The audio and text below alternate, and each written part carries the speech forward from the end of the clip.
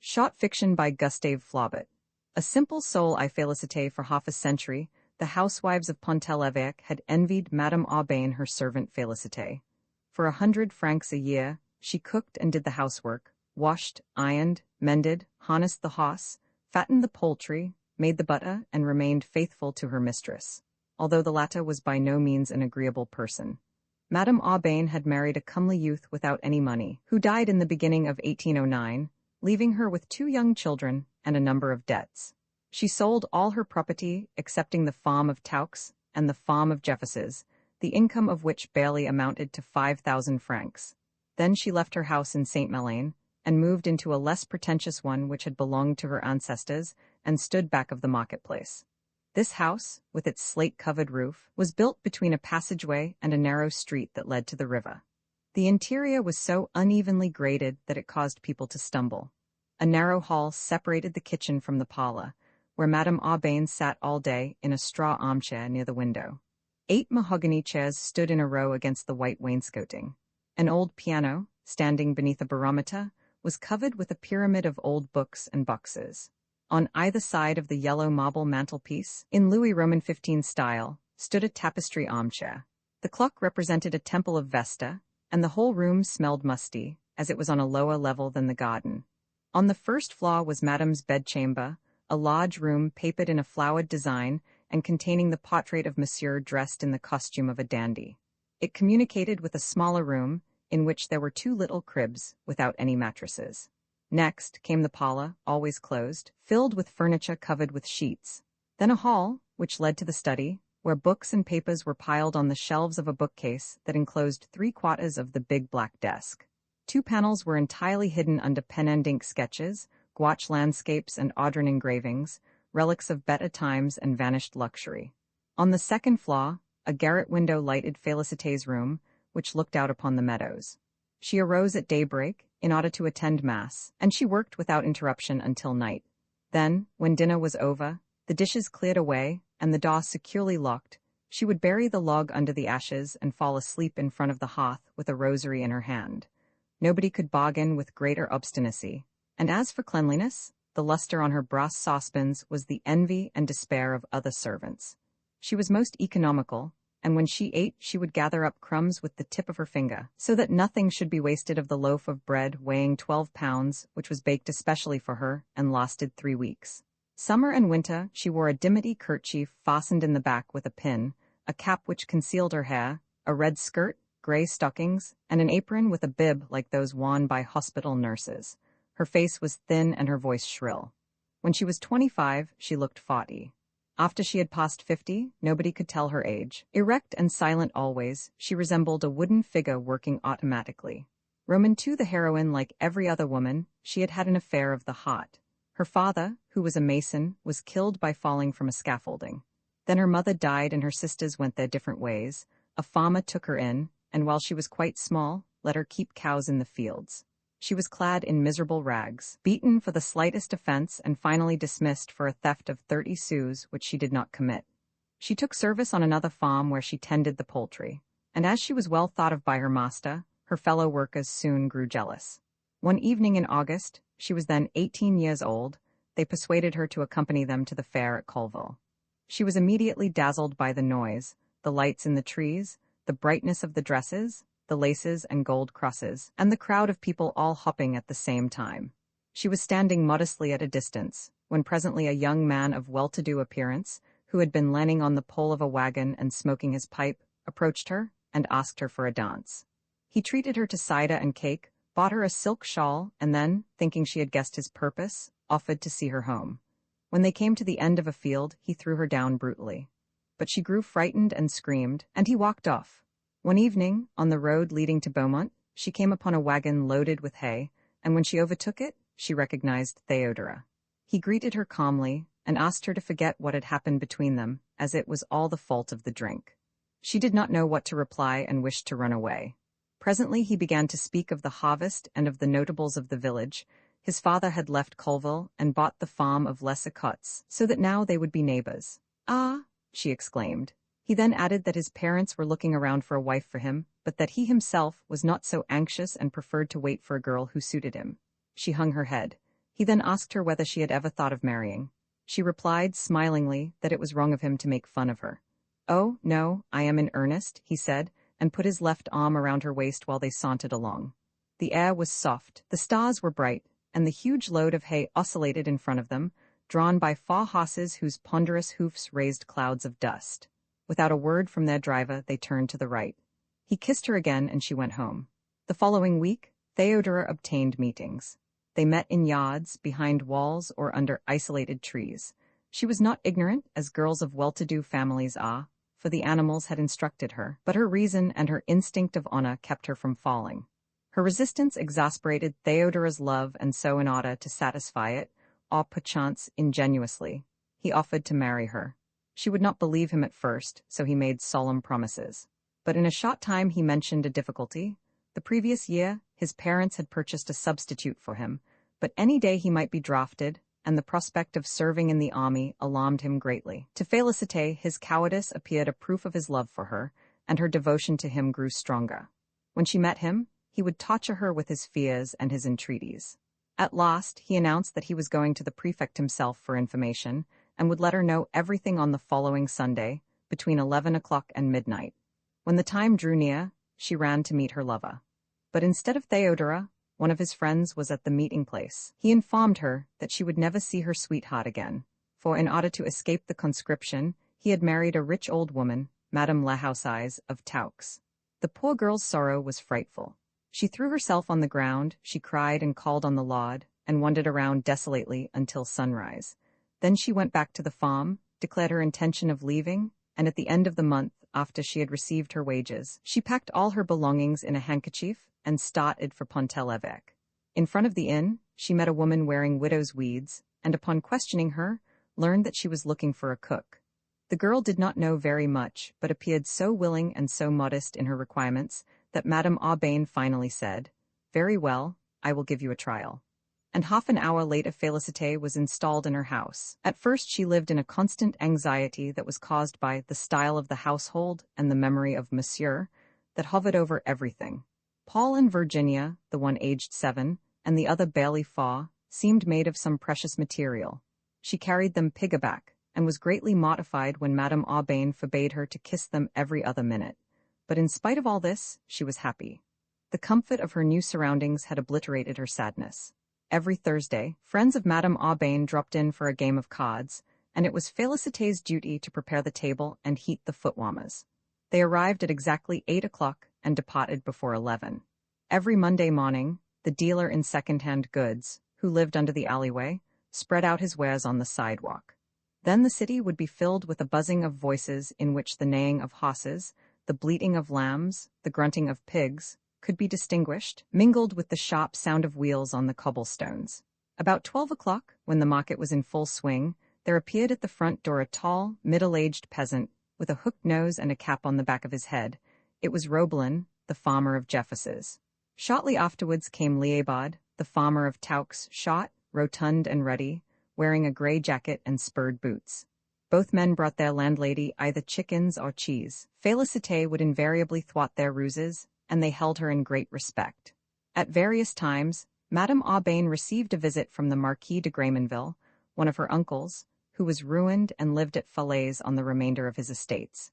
He always came at dinner-time and brought an ugly poodle with him, whose paws soiled the furniture. In spite of his efforts to appear a man of breeding, he even went so far as to raise his hat every time he said, "My deceased father." His habits got the better of him, and he would fill his glass a little too often and relate broad stories. Félicité would show him out very politely and say, "You have had enough for this time, Monsieur de Graymanville, hoping to see you again," and would close the door. She opened it gladly for Monsieur Burise, a retired lawyer. His bald head and white cravat, the ruffling of his shirt, his flowing brown coat, the manner in which he took his snuff, his whole person, in fact, produced in her the kind of awe which we feel when we see extraordinary persons. As he managed Madame's estates, he spent hours with her in Monsieur's study. He was in constant fear of being compromised, had a great regard for the magistracy and some pretensions to learning. In order to facilitate the children's studies, he presented them with an engraved geography which represented various scenes of the world: cannibals with feather headdresses, a gorilla kidnapping a young girl, Arabs in the desert, a whale being harpooned, etc. Paul explained the pictures to Félicité. And in fact, this was her only literary education. The children's studies were under the direction of a poor devil employed at the town hall, who sharpened his pocket-knife on his boots and was famous for his penmanship. When the weather was fine, they went to Jeffus's. The house was built in the center of the sloping yard, and the sea looked like a gray spot in the distance. Félicité would take slices of cold meat from the lunch basket, and they would sit down and eat in a room next to the dairy. This room was all that remained of a cottage that had been torn down. The dilapidated wallpaper trembled in the draughts. Madame Aubain, overwhelmed by recollections, would hang her head, while the children were afraid to open their mouths. Then, "Why don't you go and play?" their mother would say, and they would scamper off. Paul would go to the old barn, catch birds, throw stones into the pond, or pound the trunks of the trees with a stick till they resounded like drums. Virginia would feed the rabbits and run to pick the wild flowers in the fields, and her flying legs would disclose her little embroidered pantalettes. One autumn evening, they struck out for home through the meadows. The new moon illumined part of the sky, and a mist hovered like a veil over the sinuosities of the river. Oxen, lying in the pastures, gazed mildly at the passing persons. In the third field, however, several of them got up and surrounded them. "Don't be afraid," cried Félicité, and murmuring a sort of lament, she passed her hand over the back of the nearest ox. He turned away, and the others followed. But when they came to the next pasture, they heard frightful bellowing. It was a bull which was hidden from them by the fog. He advanced towards the two women, and Madame Aubain prepared to flee for her life. "No, no, not so fast," warned Félicité. Still they hurried on, for they could hear the noisy breathing of the bull close behind them. His hoofs pounded the grass like hammers, and presently he began to gallop. Félicité turned around and threw patches of grass in his eyes. He hung his head, shook his horns, and bellowed with fury. Madame Aubain and the children, huddled at the end of the field, were trying to jump over the ditch. Félicité continued to back before the bull, blinding him with dirt, while she shouted to them to make haste. Madame Aubain finally slid into the ditch, after shoving first Virginia and then Paul into it, and though she stumbled several times she managed, by dint of courage, to climb the other side of it. The bull had driven Félicité up against a fence. The foam from his muzzle flew in her face, and in another minute he would have disemboweled her. She had just time to slip between two bars, and the huge animal, thwarted, paused. For years, this occurrence was a topic of conversation in Pont-l'Évêque, but Félicité took no credit to herself, and probably never knew that she had been heroic. Virginia occupied her thoughts solely, for the shock she had sustained gave her a nervous affection, and the physician, M. Poupot, prescribed the salt water bathing at Trouville. In those days, Trouville was not greatly patronized. Madame Aubain gathered information, consulted Burais, and made preparations as if they were going on an extended trip. The baggage was sent the day before on Liébard's cot. On the following morning, he brought around 2 horses, one of which had a woman's saddle with a velveteen back to it, while on the crupper of the other was a rolled shawl that was to be used for a seat. Madame Aubain mounted the second horse, behind Liébard. Félicité took charge of the little girl, and Paul rode M. L'Échappetois donkey, which had been lent for the occasion on the condition that they should be careful of it. The road was so bad that it took 2 hours to cover the 8 miles. The 2 horses sank knee-deep into the mud and stumbled into ditches. Sometimes they had to jump over them. In certain places, Liébard's mare stopped abruptly.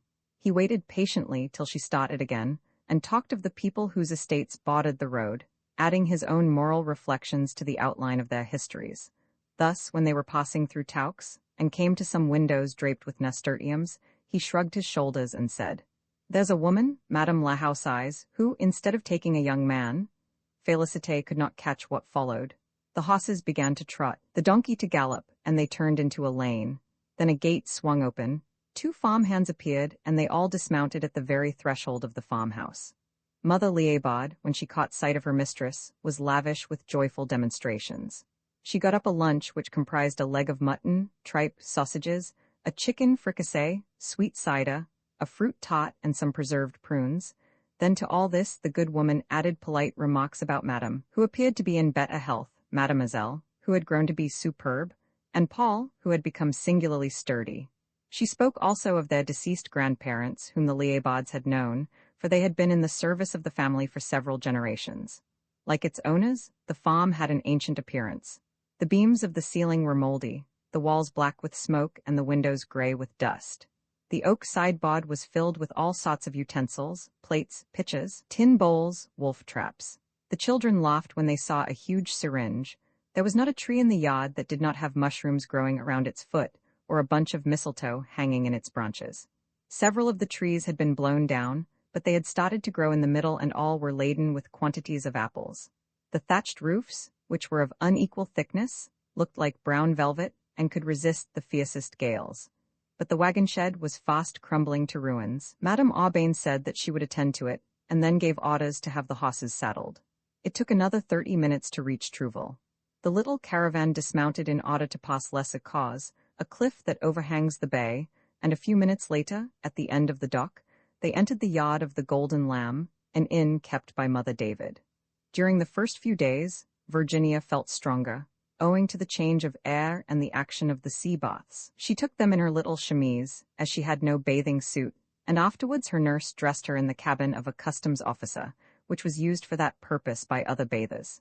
In the afternoon, they would take the donkey and go to the Roches Noirs, near Hennickville. The path led at first through undulating grounds, and thence to a plateau, where pastures and tilled fields alternated. At the edge of the road, mingling with the brambles, grew holly bushes, and here and there stood large dead trees whose branches traced zigzags upon the blue sky. Ordinarily, they rested in a field facing the ocean, with Deauville on their left, and Havre on their right. The sea glittered brightly in the sun, and was as smooth as a mirror, and so calm that they could scarcely distinguish its murmur. Sparrows chirped joyfully, and the immense canopy of heaven spread over it all. Madame Aubain brought out her sewing, and Virginia amused herself by braiding reeds. Félicité wove lavender blossoms, while Paul was bored and wished to go home. Sometimes they crossed the Taux in a boat, and started to hunt for seashells. The outgoing tide exposed starfish and sea urchins, and the children tried to catch the flakes of foam which the wind blew away. The sleepy waves lapping the sand unfurled themselves along the shore that extended as far as the eye could see, but where land began, it was limited by the downs which separated it from the swamp, a large meadow shaped like a hippodrome. When they went home that way, Trouville, on the slope of a hill below, grew larger and larger as they advanced, and with all its houses of unequal height, seemed to spread out before them in a sort of giddy confusion. When the heat was too oppressive, they remained in their rooms. The dazzling sunlight cast bars of light between the shutters. Not a sound in the village, not a soul on the sidewalk. This silence intensified the tranquility of everything. In the distance, the hammers of some calkas pounded the hull of a ship, and the sultry breeze brought them an odor of tar. The principal diversion consisted in watching the return of the fishing smacks. As soon as they passed the beacons, they began to ply to windward. The sails were lowered to 1/3 of the masts, and with their foresails swelled up like balloons, they glided over the waves and anchored in the middle of the harbor. Then they crept up alongside of the dock, and the sailors threw the quivering fish over the side of the boat. A line of carts was waiting for them, and women with white caps sprang forward to receive the baskets and embrace their menfolk. One day, one of them spoke to Félicité, who, after a little while, returned to the house gleefully. She had found one of her sisters, and presently Nastasie Barrette, wife of Leroux, made her appearance, holding an infant in her arms, another child by the hand, while on her left was a little cabin boy with his hands in his pockets and his cap on his ear. At the end of 15 minutes, Madame Aubain bade her go. They always hung around the kitchen, or approached Félicité when she and the children were out walking. The husband, however, did not show himself. Félicité developed a great fondness for them. She bought them a stove, some shirts, and a blanket. It was evident that they exploited her. Her foolishness annoyed Madame Aubain, who, moreover, did not like the nephew's familiarity, for he called her son, thou. And as Virginia began to cough and the season was over, she decided to return to Pontel-l'Evêque. Monsieur Burais assisted her in the choice of a college. The one at Cannes was considered the best. So Paul was sent away, and bravely said goodbye to them all, for he was glad to go to live in a house where he would have boy companions. Madame Aubain resigned herself to the separation from her son, because it was unavoidable. Virginia brooded less and less over it. Félicité regretted the noise he made, but soon a new occupation diverted her mind. Beginning from Christmas, she accompanied the little girl to her catechism lesson every day. Roman 3 death, after she had made a curtsy at the threshold, she would walk up the aisle between the double lines of chairs, open Madame Aubain's pew, sit down and look around. Girls and boys, the former on the right, the latter on the left-hand side of the church, filled the stalls of the choir. The priest stood beside the reading desk. On one stained window of the side aisle, the Holy Ghost hovered over the Virgin. On another one, Mary knelt before the child Jesus, and behind the altar, a wooden group represented Saint Michael felling the dragon. The priest first read a condensed lesson of sacred history. Félicité evoked paradise, the flood, the Tower of Babel, the blazing cities, the dying nations, the shattered idols. And out of this she developed a great respect for the Almighty and a great fear of his wrath. Then, when she listened to the Passion, she wept. Why had they crucified him who loved little children, nourished the people, made the blind see, and who, out of humility, had wished to be born among the poor, in a stable? The sowings, the harvests, the winepresses, all those familiar things which the scriptures mention, formed a part of her life. The word of God sanctified them, and she loved the lambs with increased tenderness for the sake of the Lamb, and the doves because of the Holy Ghost. She found it hard, however, to think of the latter as a person, for was it not a bird, a flame, and sometimes only a breath? Perhaps it is its light that at night hovers over swamps, its breath that propels the clouds, its voice that renders church bells harmonious. And Félicité worshipped devoutly, while enjoying the coolness and the stillness of the church. As for the dogma, she could not understand it and did not even try. The priest discoursed, the children recited, and she went to sleep, only to awaken with a start when they were leaving the church, and their wooden shoes clattered on the stone pavement. In this way, she learned her catechism, her religious education having been neglected in her youth, and thenceforth she imitated all Virginia's religious practices, fasted when she did, and went to confession with her. At the Corpus Christi day, they both decorated an altar. She worried in advance over Virginia's first communion. She fussed about the shoes, the rosary, the book, and the gloves. With what nervousness she helped the mother dress the child. During the entire ceremony, she felt anguished. Monsieur Bureyes hid part of the choir from view, but directly in front of her, the flock of maidens, wearing white wreaths over their lowered veils, formed a snow-white field, and she recognized her darling by the slenderness of her neck and her devout attitude. The bell tinkled. All the heads bent and there was a silence. Then, at the peals of the organ, the singers and the worshippers struck up the Agnus Dei. The boys' procession began. Behind them came the girls. With clasped hands, they advanced step by step to the lighted altar, knelt at the first step, received one by one the host, and returned to their seats in the same order. When Virginia's turn came, Félicité leaned forward to watch her, and through that imagination which springs from true affection, she at once became the child, whose face and dress became hers, whose heart beat in her bosom, and when Virginia opened her mouth and closed her lids, she did likewise and came very near fainting. The following day, she presented herself early at the church so as to receive communion from the curé. She took it with the proper feeling, but did not experience the same delight as on the previous day. Madame Aubain wished to make an accomplished girl of her daughter, and as Guyot could not teach English nor music, she decided to send her to the Ursulines at Honfleur. The child made no objection, but Félicité sighed and thought Madame was heartless. Then, she thought that perhaps her mistress was right, as these things were beyond her sphere. Finally, one day, an old fiacre stopped in front of the door, and a nun stepped out. Félicité put Virginia's luggage on top of the carriage, gave the coachman some instructions, and smuggled 6 jars of jam, a dozen pears, and a bunch of violets under the seat. At the last minute, Virginia had a fit of sobbing. She embraced her mother again and again, while the latter kissed her on her forehead, and said, "Now, be brave, be brave." The step was pulled up and the fiacre rumbled off. Then Madame Aubain had a fainting spell, and that evening all her friends, including the 2 Lamos, Madame Lechaptois, the ladies Rochefeuille, Messieurs de Houpville and Bureyes, called on her and tended their sympathy. At first the separation proved very painful to her, but her daughter wrote her 3 times a week, and the other days she herself wrote to Virginia. Then she walked in the garden, read a little, and in this way managed to fill out the emptiness of the hours. Each morning, out of habit, Félicité entered Virginia's room and gazed at the walls. She missed combing her hair, lacing her shoes, tucking her in her bed, and the bright face and little hand when they used to go out for a walk. In order to occupy herself, she tried to make lace. But her clumsy fingers broke the threads. She had no heart for anything, lost her sleep and wasted away. As she put it, in order to have some distraction, she asked leave to receive the visits of her nephew Victor. He would come on Sunday, after church, with ruddy cheeks and bared chest, bringing with him the scent of the country. She would set the table and they would sit down opposite each other and eat their dinner. She ate as little as possible herself to avoid any extra expense, but would stuff him so with food that he would finally go to sleep. At the first stroke of vespers, she would wake him up, brush his trousers, tie his cravat and walk to church with him, leaning on his arm with maternal pride. His parents always told him to get something out of her, either a package of brown sugar, or soap, or brandy, and sometimes even money. He brought her his clothes to mend, and she accepted the task gladly, because it meant another visit from him. In August, his father took him on a coasting vessel.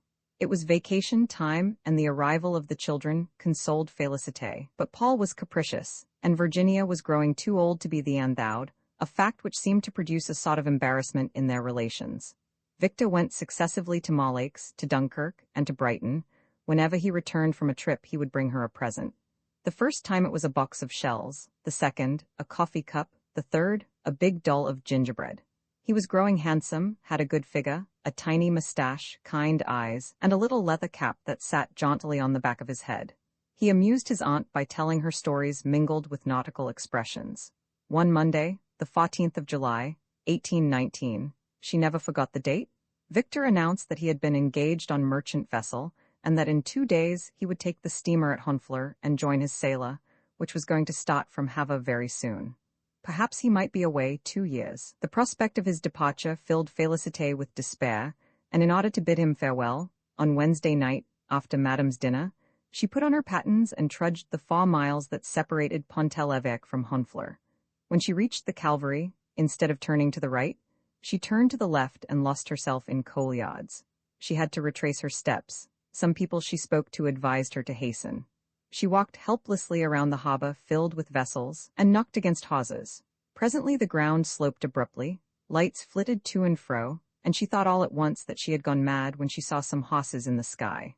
Others, on the edge of the dock, neighed at the sight of the ocean. A derrick pulled them up in the air and dumped them into a boat, where passengers were bustling about among barrels of cider, baskets of cheese and bags of meal. Chickens cackled, the captain swore, and a cabin boy rested on the railing, apparently indifferent to his surroundings. Félicité, who did not recognize him, kept shouting, "Victor!" He suddenly raised his eyes, but while she was preparing to rush up to him, they withdrew the gangplank. The packet, towed by singing women, glided out of the harbor. Her hull squeaked and the heavy waves beat up against her sides. The sail had turned and nobody was visible. And on the ocean, silvered by the light of the moon, the vessel formed a black spot that grew dimmer, and finally disappeared. When Félicité passed the Calvary again, she felt as if she must entrust that which was dearest to her to the Lord, and for a long while she prayed, with uplifted eyes and a face wet with tears. The city was sleeping, some customs officials were taking the air, and the water kept pouring through the holes of the dam with a deafening roar. The town clock struck 2. The parlor of the convent would not open until morning, and surely a delay would annoy Madame. So, in spite of her desire to see the other child, she went home. The maids of the inn were just arising when she reached Pontel-l'Évêque, so the poor boy would be on the ocean for months. His previous trips had not alarmed her. One can come back from England and Brittany, but America, the colonies, the islands, were all lost in an uncertain region at the very end of the world. From that time on, Félicité thought solely of her nephew. On warm days, she feared he would suffer from thirst, and when it stormed, she was afraid he would be struck by lightning.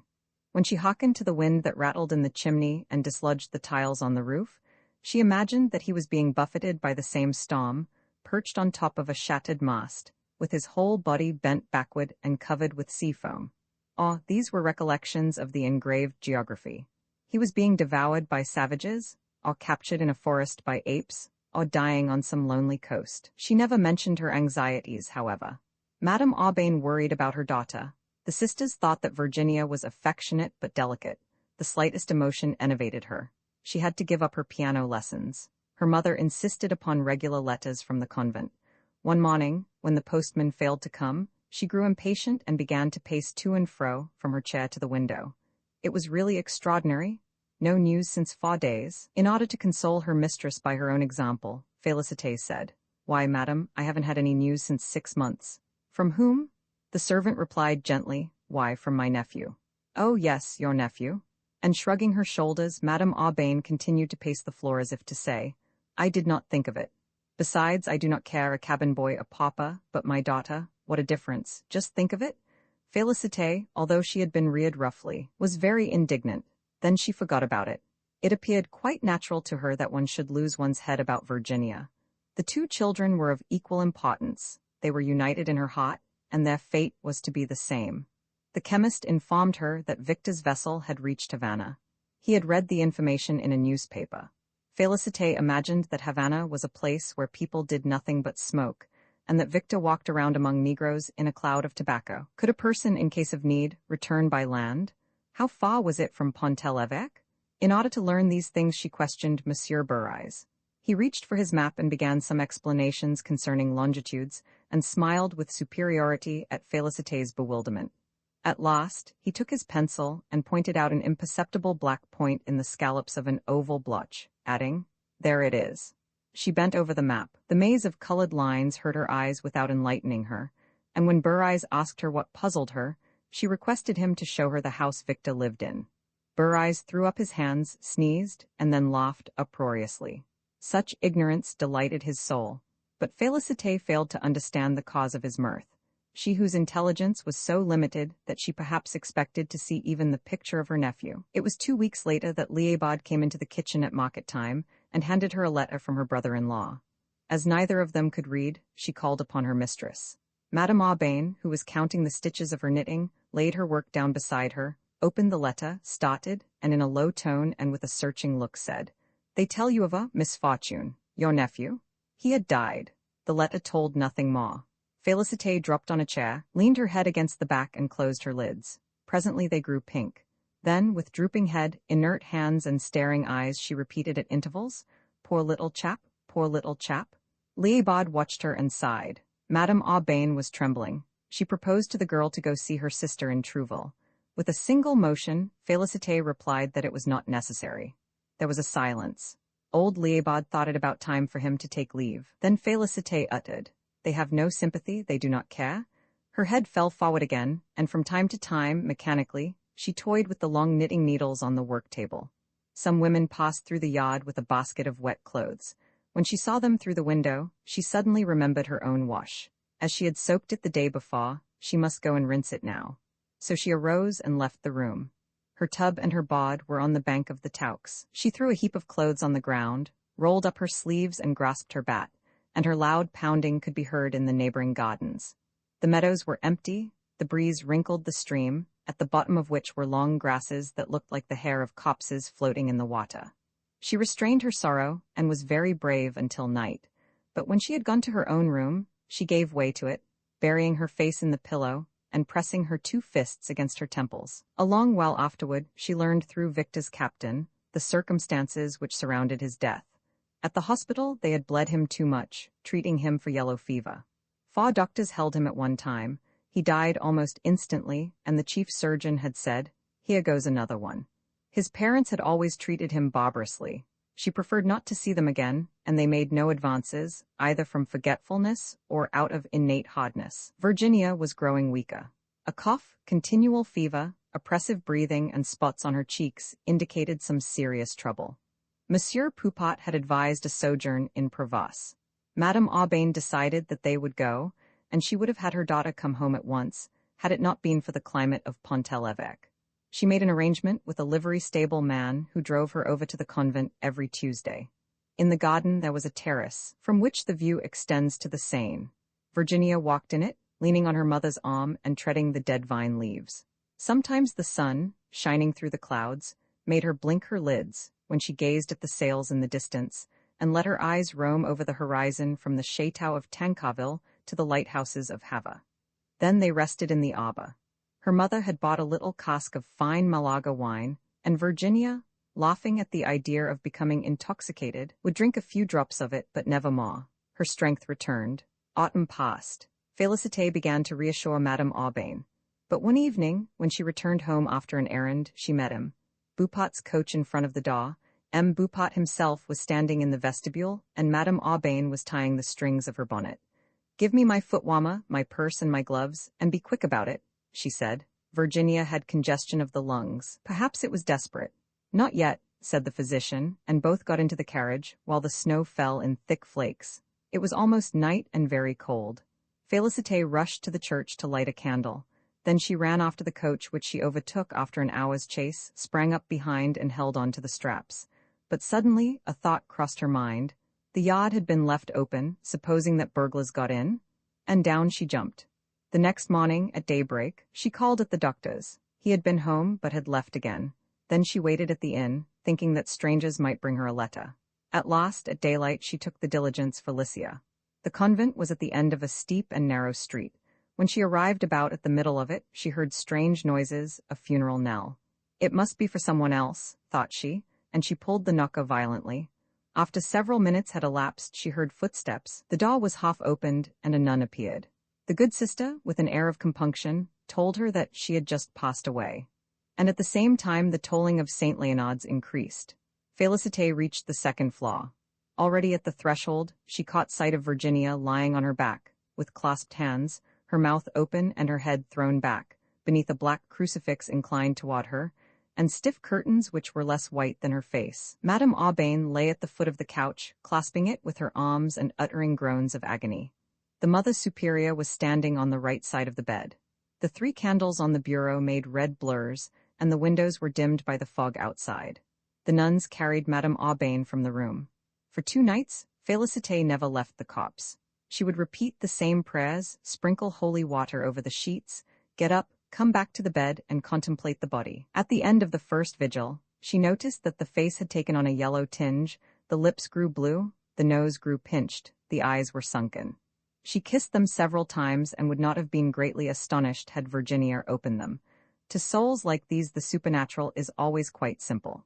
She washed her, wrapped her in a shroud, put her into the casket, laid a wreath of flowers on her head, and arranged her curls. They were blonde and of an extraordinary length for her age. Félicité cut off a big lock and put half of it into her bosom, resolving never to part with it. The body was taken to Pont-l'Évêque, according to Madame Aubain's wishes. She followed the hearse in a closed carriage. After the ceremony, it took 3/4 of an hour to reach the cemetery. Paul, sobbing, headed the procession. Monsieur Burais followed, and then came the principal inhabitants of the town, the women covered with black capes, and Félicité. The memory of her nephew, and the thought that she had not been able to render him these honors, made her doubly unhappy, and she felt as if he were being buried with Virginia. Madame Aubain's grief was uncontrollable. At first she rebelled against God, thinking that he was unjust to have taken away her child, she who had never done anything wrong, and whose conscience was so pure. But no, she ought to have taken her south. Other doctors would have saved her. She accused herself, prayed to be able to join her child, and cried in the midst of her dreams. Of the latter, one more especially haunted her. Her husband, dressed like a sailor, had come back from a long voyage, and with tears in his eyes told her that he had received the order to take Virginia away. Then they both consulted about a hiding place. Once she came in from the garden, all upset. A moment before, and she showed the place, the father and daughter had appeared to her, one after the other. They did nothing but look at her. During several months she remained inert in her room. Félicité scolded her gently. She must keep up for her son and also for the other one, for her memory. Her memory? Replied Madame Aubain, as if she were just awakening. Oh, yes, yes, you do not forget her. This was an allusion to the cemetery where she had been expressly forbidden to go, but Félicité went there every day. At 4 o'clock exactly, she would go through the town, climb the hill, open the gate, and arrive at Virginia's tomb. It was a small column of pink marble with a flat stone at its base, and it was surrounded by a little plot enclosed by chains. The flower beds were bright with blossoms. Félicité watered their leaves, renewed the gravel, and knelt on the ground in order to till the earth properly. When Madame Aubain was able to visit the cemetery, she felt very much relieved and consoled. Years passed, all alike and marked by no other events than the return of the great church holidays: Easter, Assumption, All Saints' Day. Household happenings constituted the only data to which in later years they often referred. Thus, in 1825, workmen painted the vestibule. In 1827, a portion of the roof almost killed a man by falling into the yard. In the summer of 1828, it was Madame's turn to offer the hallowed bread. At that time, Burais disappeared mysteriously, and the old acquaintances, Gaillard, Liébard, Madame Lechaptois, Roblin, old Graymanville, paralyzed since a long time, passed away one by one. One night, the driver of the mail in Pont-l'Évêque announced the Revolution of July. A few days afterward, a new sub-prefect was nominated, the Baron de Lassanière, ex-consul in America, who, besides his wife, had his sister-in-law and her 3 grown daughters with him. They were often seen on their lawn, dressed in loose blouses, and they had a parrot and a Negro servant. Madame Aubain received a call, which she returned promptly. As soon as she caught sight of them, Félicité would run and notify her mistress. But only one thing was capable of arousing her, a letter from her son. He could not follow any profession as he was absorbed in drinking. His mother paid his debts and he made fresh ones, and the sighs that she heaved while she knitted at the window reached the ears of Félicité, who was spinning in the kitchen. They walked in the garden together, always speaking of Virginia, and asking each other if such and such a thing would have pleased her, and what she would probably have said on this or that occasion. All her little belongings were put away in a closet of the room which held the 2 little beds. But Madame Aubain looked them over as little as possible. One summer day, however, she resigned herself to the task, and when she opened the closet, the moths flew out. Virginia's frocks were hung under a shelf where there were 3 dolls, some hoops, a dollhouse, and a basin which she had used. Félicité and Madame Aubain also took out the skirts, the handkerchiefs, and the stockings and spread them on the beds, before putting them away again. The sun fell on the piteous things, disclosing their spots and the creases formed by the motions of the body. The atmosphere was warm and blue, and a blackbird trilled in the garden. Everything seemed to live in happiness. They found a little hat of soft brown plush, but it was entirely moth-eaten. Félicité asked for it. Their eyes met and filled with tears. At last the mistress opened her arms and the servant threw herself against her breast, and they hugged each other, and giving vent to their grief in a kiss which equalized them for a moment. It was the first time that this had ever happened, for Madame Aubain was not of an expansive nature. Félicité was as grateful for it as if it had been some favor, and thenceforth loved her with animal-like devotion and a religious veneration. Her kind-heartedness developed. When she heard the drums of a marching regiment passing through the street, she would stand in the doorway with a jug of cider and give the soldiers a drink. She nursed cholera victims. She protected Polish refugees, and one of them even declared that he wished to marry her. But they quarreled, for one morning when she returned from the Angelus, she found him in the kitchen coolly eating a dish which he had prepared for himself during her absence. After the Polish refugees came Kolmich, an old man who was credited with having committed frightful misdeeds in '93.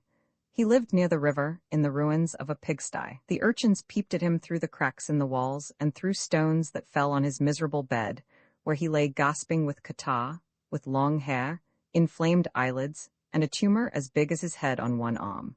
She got him some linen, tried to clean his hovel, and dreamed of installing him in the bakehouse, without his being in Madame's way. When the cancer broke, she dressed it every day. Sometimes she brought him some cake and placed him in the sun on a bundle of hay, and the poor old creature, trembling and drooling, would thank her in his broken voice and put out his hands whenever she left him. Finally he died, and she had a mass said for the repose of his soul. That day a great joy came to her. At dinner-time, Madame de Lassanière's servant called with the parrot, the cage, and the perch and chain and lock. A note from the Baroness told Madame Aubain that as her husband had been promoted to a prefecture, they were leaving that night, and she begged her to accept the bird as a remembrance and a token of her esteem. Since a long time the parrot had been on Félicité's mind, because he came from America, which reminded her of Victor, and she had approached the Negro on the subject. Once even, she had said, how glad Madame would be to have him. The man had repeated this remark to his mistress, who, not being able to keep the bird, took this means of getting rid of it. Roman for the bird he was called Lulu. His body was green, his head blue, the tips of his wings were pink, and his breast was golden. But he had the tiresome tricks of biting his perch, pulling his feathers out, scattering refuse and spilling the water of his bath. Madame Aubain grew tired of him and gave him to Félicité for good. She undertook his education, and soon he was able to repeat, "Pretty boy, your servant, sir, I salute you, Marie." His perch was placed near the door, and several persons were astonished that he did not answer to the name of Jacot, for every parrot is called Jacot. They called him a goose and a log, and these taunts were like so many dagger thrusts to Félicité. Strange stubbornness of the bird which would not talk when people watched him. Nevertheless, he sought society, for on Sunday, when the ladies Rochefoucauld, Monsieur de Houpville, and the new habitués, Onfroy, the chemist, Monsieur Varin and Captain Matthew, dropped in for their game of cards, he struck the window panes with his wings and made such a racket that it was impossible to talk. Burai's face must have appeared very funny to Lulu. As soon as he saw him, he would begin to roar. His voice reechoed in the yard, and the neighbors would come to the windows and begin to laugh too, and in order that the parrot might not see him, Monsieur Burai's edged along the wall, pushed his hat over his eyes to hide his profile, and entered by the garden door, and the looks he gave the bird lacked affection. Lulu, having thrust his head into the butcher boy's basket, received a slap, and from that time he always tried to nip his enemy. Fabu threatened to wring his neck, although he was not cruelly inclined, notwithstanding his big whiskers and tattooings. On the contrary, he rather liked the bird and, out of deviltry, tried to teach him oaths. Félicité, whom his manner alarmed, put Lulu in the kitchen, took off his chain and let him walk all over the house. When he went downstairs, he rested his beak on the steps, lifted his right foot and then his left one, but his mistress feared that such feats would give him vertigo. He became ill and was unable to eat. There was a small growth under his tongue like those chickens are sometimes afflicted with. Félicité pulled it off with her nails and cured him. One day, Paul was imprudent enough to blow the smoke of his cigar in his face. Another time, Madame Lamo was teasing him with the tip of her umbrella, and he swallowed the tip. Finally, he got lost. She had put him on the grass to cool him and went away only for a second. When she returned, she found no parrot. She hunted among the bushes, on the bank of the river, and on the roofs without paying any attention to Madame Aubain, who screamed at her. "Take care! You must be insane." Then she searched every garden in Pont-l'Évêque and stopped the passers-by to inquire of them. "Haven't you perhaps seen my parrot?" To those who had never seen the parrot, she described him minutely. Suddenly, she thought she saw something green fluttering behind the mills at the foot of the hill, but when she was at the top of the hill, she could not see it. A hod carrier told her that he had just seen the bird in Saint-Melaine, in Mother Simon's stall. She rushed to the place. The people did not know what she was talking about. At last she came home, exhausted, with her slippers worn to shreds, and despair in her heart. She sat down on the bench near Madame and was telling of her search when presently a light weight dropped on her shoulder. Lulu? What the deuce had he been doing? Perhaps he had just taken a little walk around the town. She did not easily forget her scare. In fact, she never got over it. In consequence of a cold, she caught a sore throat, and some time afterward she had an earache. 3 years later she was stone deaf, and spoke in a very loud voice even in church. Although her sins might have been proclaimed throughout the diocese without any shame to herself, or ill effects to the community, the curé thought it advisable to receive her confession in the vestry room. Imaginary buzzings also added to her bewilderment. Her mistress often said to her, "My goodness, how stupid you are!" And she would answer, "Yes, madam," and look for something. The narrow circle of her ideas grew more restricted than it already was. The bellowing of the oxen, the chime of the bells no longer reached her intelligence. All things moved silently, like ghosts. Only one noise penetrated her ears, the parrot's voice. As if to divert her mind, he reproduced for her the tic-tac of the spit in the kitchen, the shrill cry of the fish vendors, the saw of the carpenter who had a shop opposite, and when the doorbell rang, he would imitate Madame Aubain. "Félicité, go to the front door." They held conversations together, Lulu repeating the 3 phrases of his repertory over and over, Félicité replying by words that had no great meaning, but in which she pawed out her feelings. In her isolation, the parrot was almost a son, a lover. He climbed upon her fingers, pecked at her lips, clung to her shawl, and when she rocked her head to and fro like a nurse, the big wings of her cap and the wings of the bird flapped in unison. When clouds gathered on the horizon and the thunder rumbled, Lulu would scream, perhaps because he remembered the storms in his native forests. The dripping of the rain would excite him to frenzy. He flapped around, struck the ceiling with his wings, upset everything, and would finally fly into the garden to play. Then he would come back into the room, light on one of the andirons, and hop around in order to get dry. One morning during the terrible winter of 1837, when she had put him in front of the fireplace on account of the cold, she found him dead in his cage, hanging to the wire bars with his head down. He had probably died of congestion, but she believed that he had been poisoned, and although she had no proofs whatever, her suspicion rested on Fabu. She wept so sorely that her mistress said, "Why don't you have him stuffed?"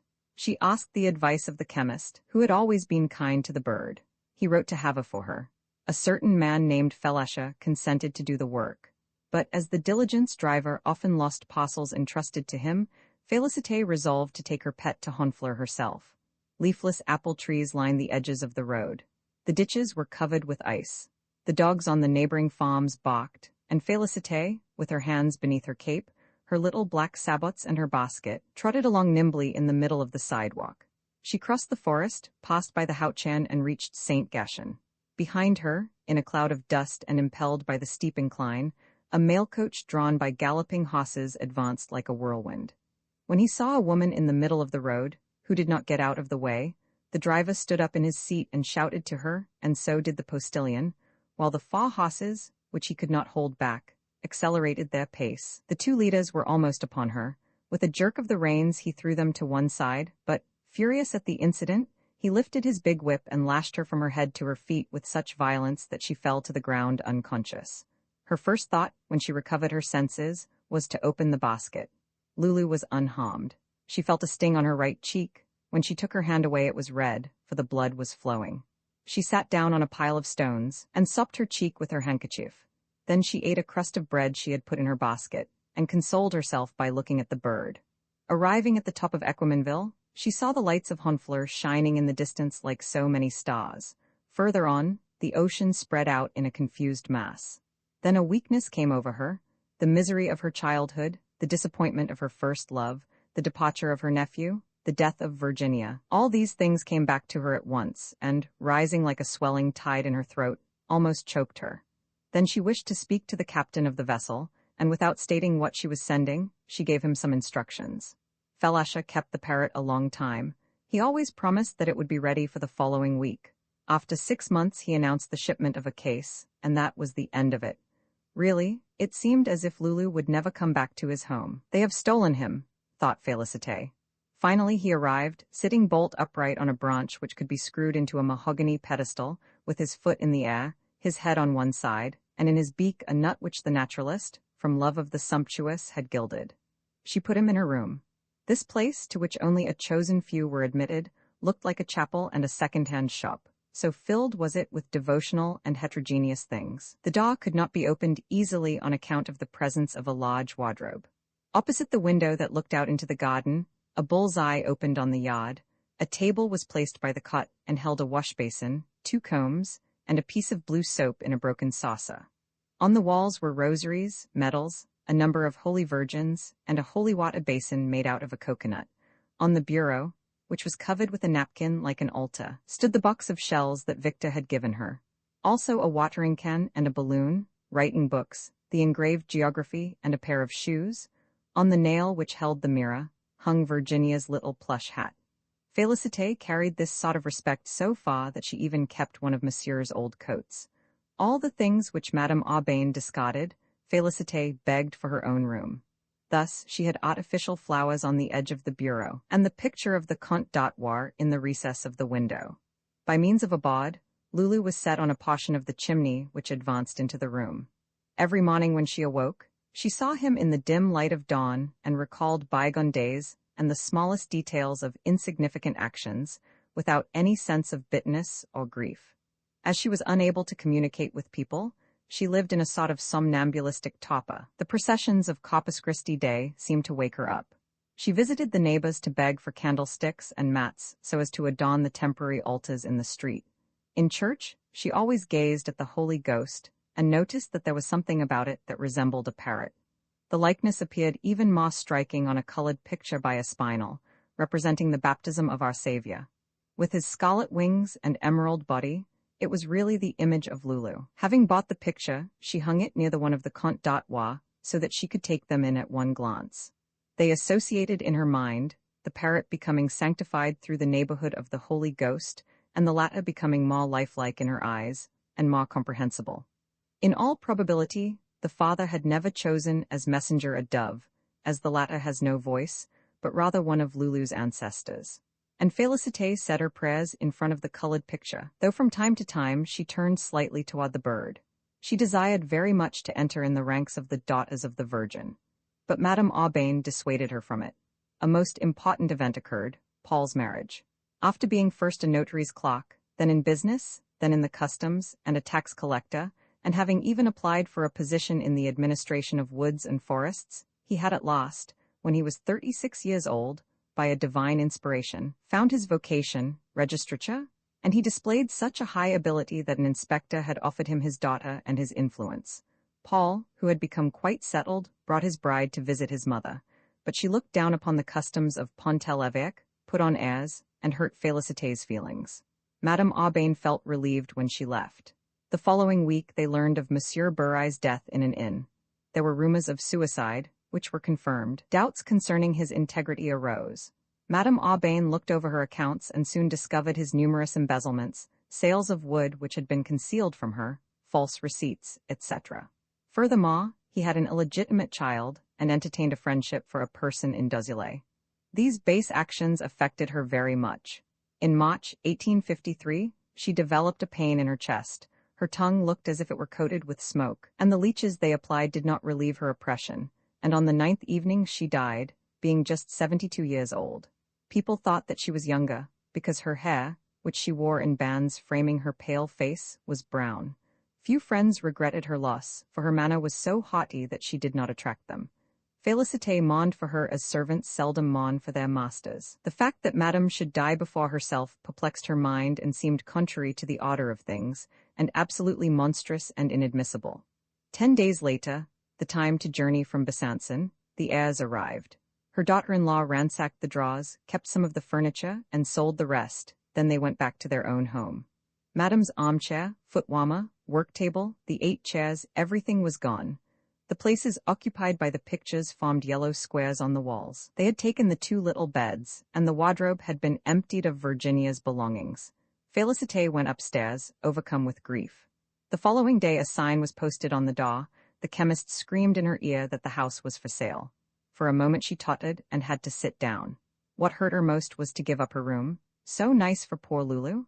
She looked at him in despair and implored the Holy Ghost, and it was this way that she contracted the idolatrous habit of saying her prayers kneeling in front of the bird. Sometimes the sun fell through the window on his glass eye and lighted a great spark in it, which sent Félicité into ecstasy. Her mistress had left her an income of 380 francs. The garden supplied her with vegetables. As for clothes, she had enough to last her till the end of her days, and she economized on the light by going to bed at dusk. She rarely went out, in order to avoid passing in front of the second-hand dealer's shop where there was some of the old furniture. Since her fainting spell, she dragged her leg, and as her strength was failing rapidly, old Mother Simon, who had lost her money in the grocery business, came every morning to chop the wood and pump the water. Her eyesight grew dim. She did not open the shutters after that. Many years passed, but the house did not sell or rent. Fearing that she would be put out, Félicité did not ask for repairs. The laths of the roof were rotting away, and during one whole winter her bolster was wet. After Easter she spit blood. Then Mother Simon went for a doctor. Félicité wished to know what her complaint was, but being too deaf to hear, she caught only one word: pneumonia.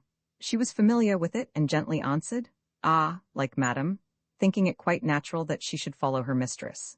The time for the altars in the street drew near. The first one was always erected at the foot of the hill, the second in front of the post office, and the third in the middle of the street. This position occasioned some rivalry among the women, and they finally decided upon Madame Aubain's yard. Félicité's fever grew worse. She was sorry that she could not do anything for the altar. If she could, at least, have contributed something toward it, then she thought of the parrot. Her neighbors objected that it would not be proper, but the curé gave his consent, and she was so grateful for it that she begged him to accept after her death her only treasure, Lulu. From Tuesday until Saturday, the day before the event, she coughed more frequently. In the evening her face was contracted, her lips stuck to her gums, and she began to vomit. And on the following day, she felt so low that she called for a priest. 3 neighbors surrounded her when the Domini administered the extreme unction. Afterwards she said that she wished to speak to Flaubert. He arrived in his Sunday clothes, very ill at ease among the funereal surroundings. "Forgive me," she said, making an effort to extend her arm. "I believed it was you who killed him." What did such accusations mean? Suspect a man like him of murder? And Flaubert became excited and was about to make trouble. "Don't you see she is not in her right mind?" From time to time, Félicité spoke to shadows. The women left her, and Mother Simon sat down to breakfast. A little later, she took Lulu and holding him up to Félicité, "Say goodbye to him now," she commanded. Although he was not a corpse, he was eaten up by worms. One of his wings was broken, and the wadding was coming out of his body. But Félicité was blind now, and she took him and laid him against her cheek. Then Mother Simon removed him in order to set him on the altar. The vision, the grass exhaled an odor of summer. Flies buzzed in the air, the sun shone on the river and warmed the slated roof. Old Mother Simon had returned to Félicité and was peacefully falling asleep. The ringing of bells woke her. The people were coming out of church. Félicité's delirium subsided. By thinking of the procession, she was able to see it as if she had taken part in it. All the schoolchildren, the singers and the firemen walked on the sidewalks, while in the middle of the street came first the custodian of the church with his halberd, then the beadle with a large cross, the teacher in charge of the boys and a sister escorting the little girls. 3 of the smallest ones, with curly heads, threw rose leaves into the air. The deacon with outstretched arms conducted the music. And 2 incense-bearers turned with each step they took toward the Holy Sacrament, which was carried by le curé, attired in his handsome chasuble, and walking under a canopy of red velvet supported by 4 men. A crowd of people followed, jammed between the walls of the houses hung with white sheets. At last the procession arrived at the foot of the hill. A cold sweat broke out on Félicité's forehead. Mother Simon wiped it away with a cloth, saying inwardly that some day she would have to go through the same thing herself. The murmur of the crowd grew louder, was very distinct for a moment, and then died away. A volley of musketry shook the window panes. It was the postilions saluting the sacrament. Félicité rolled her eyes and said as loudly as she could, "Is he all right?" Meaning the parrot, her death agony began. A rattle that grew more and more rapid shook her body. Froth appeared at the corners of her mouth, and her whole frame trembled. In a little while could be heard the music of the bass horns, the clear voices of the children, and the men's deeper notes. At intervals all was still, and their shoes sounded like a herd of cattle passing over the grass. The clergy appeared in the yard. Mother Simon climbed on a chair to reach the bull's-eye, and in this manner could see the altar.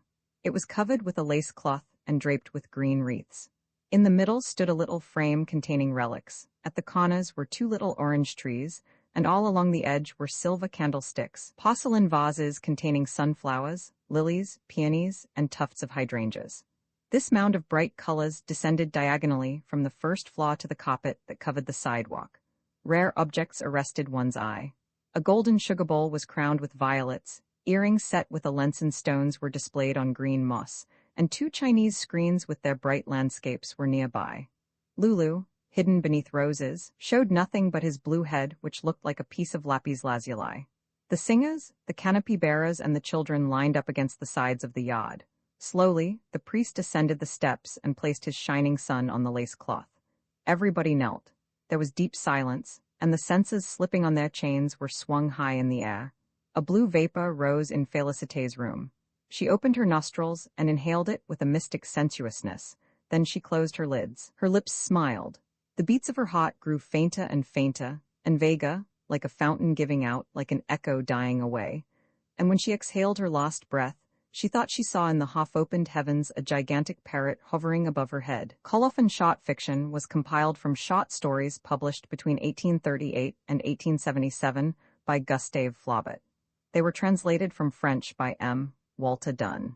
This ebook was produced for Standard eBooks by Hendrik Matvejev and is based on transcriptions produced in 2003 and 2006 by Juliet Sutherland, John Bickers, David Widger, and distributed proofreaders for Project Gutenberg and on digital scans from Google Books. The cover page is adapted from The Parrot Cage, a painting completed between 1660–1670 by Jan Steen. The cover and title pages feature the League Spartan and Sots Mill Gaudi typefaces created in 2014 and 2009 by the League of Movable Type. This edition was released on April 19, 2025, 1:18 a.m., and is based on revision F7E69 ad. The first edition of this ebook was released on March 10, 2019, 11:39 p.m. You can check for updates to this ebook, view its revision history, or download it for different e-reading systems at standardbooksorg/ebooks/Gustave Flaubert/shortfiction/mwalterdunn. The volunteer-driven Standard eBooks project relies on readers like you to submit typos, corrections, and other improvements. Anyone can contribute at Standard Booksorg. Herodia's Eye, the palace on the eastern side of the Dead Sea, rose the citadel of Machaerus. It was built upon a conical peak of basalt, and was surrounded by 4 deep valleys, one on each side, another in front, and the 4th in the rear. At the base of the citadel, crowding against one another, a group of houses stood within the circle of a wall, whose outlines undulated with the unevenness of the soil. A zigzag road, cutting through the rocks, joined the city to the fortress, the walls of which were about 120 cubits high, having numerous angles and ornamental towers that stood out like jewels in this crown of stone, overhanging an abyss. Within the high walls stood a palace, adorned with many richly carved arches, and surrounded by a terrace that on one side of the building spread out below a wide balcony made of sycamore wood, upon which tall poles had been erected to support an awning. One morning, just before sunrise, the tetrarch, Herod Antipas, came out alone upon the balcony. He leaned against one of the columns and looked about him. The crests of the hilltops in the valley below the palace were just discernible in the light of the false dawn, although their bases, extending to the abyss, were still plunged in darkness. A light mist floated in the air. Presently it lifted, and the shores of the Dead Sea became visible. The sun, rising behind Machaerus, spread a rosy flush over the sky, lighting up the stony shores, the hills, and the desert, and illumining the distant mountains of Judea, rugged and gray in the early dawn. En-Gedi, the central point of the group, threw a deep black shadow. Hebron in the background was round-topped like a dome. Eshel had her pomegranates, Sorek her vineyards, Carmel her fields of sesame, and the Tower of Antonia, with its enormous cube, dominated Jerusalem. The tetrarch turned his gaze from it to contemplate the palms of Jericho on his right, and his thoughts dwelt upon other cities of his beloved Galilee, Capernaum, Endor, Nazareth, Tiberias, whither it might be he would never return. The Jordan wound its way through the arid plains that met his gaze, white and glittering under the clear sky. It dazzled the eye like snow in the rays of the sun. The Dead Sea now looked like a sheet of lapis lazuli, and at its southern extremity, on the coast of Yemen, Antipas recognized clearly what at first he had been able only dimly to perceive. Several tents could now be plainly seen. Men carrying spears were moving about among a group of horses, and dying campfires shone faintly in the beams of the rising sun. This was a troop belonging to the Sheikh of the Arabs, the daughter of whom the tetrarch had repudiated in order to wed Herodias, already married to one of his brothers, who lived in Italy, but who had no pretensions to power. Antipas was waiting for assistance and reinforcements from the Romans, but as Vitellius, the governor of Syria, had not yet arrived, he was consumed with impatience and anxiety. Perhaps Agrippa had ruined his cause with the emperor, he thought. Philip, his third brother, sovereign of Batanea, was arming himself clandestinely. The Jews were becoming intolerant of the tetrarch's idolatries. He knew that many were weary of his rule, and he hesitated now between adopting one of two projects: to conciliate the Arabs and win back their allegiance, or to conclude an alliance with the Parthians. Under the pretext of celebrating his birthday, he had planned to bring together, at a grand banquet, the chiefs of his troops, the stewards of his domains, and the most important men from the region about Galilee.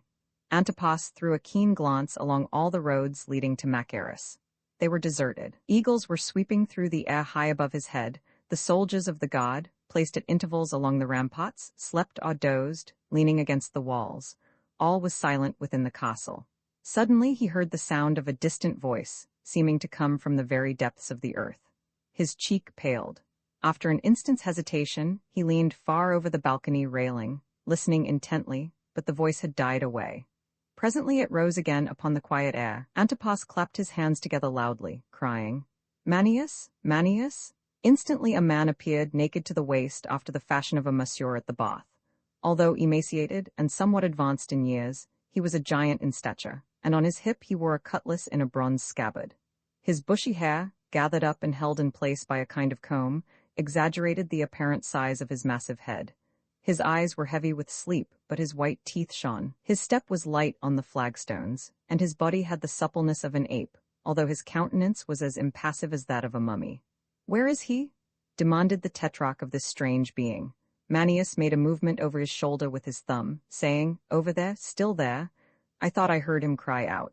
And Antipas, after drawing a deep breath, asked for news of Iochanan, afterwards known as St. John the Baptist. Had he been allowed to see the two men who had asked permission to visit his dungeon a few days before, and since that time, had anyone discovered for what purpose the men desired to see him? They exchanged some strange words with him. Manius replied, with the mysterious air of robbers conspiring at the crossroads. Then they departed towards Upper Galilee, saying that they were the bearers of great tidings.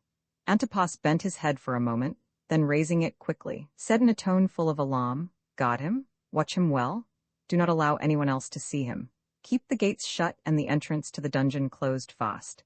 It must not even be suspected that he still lives." Manius had already attended to all these details, because Iaiochanan was a Jew, and like all the Samaritans, Manius hated the Jews.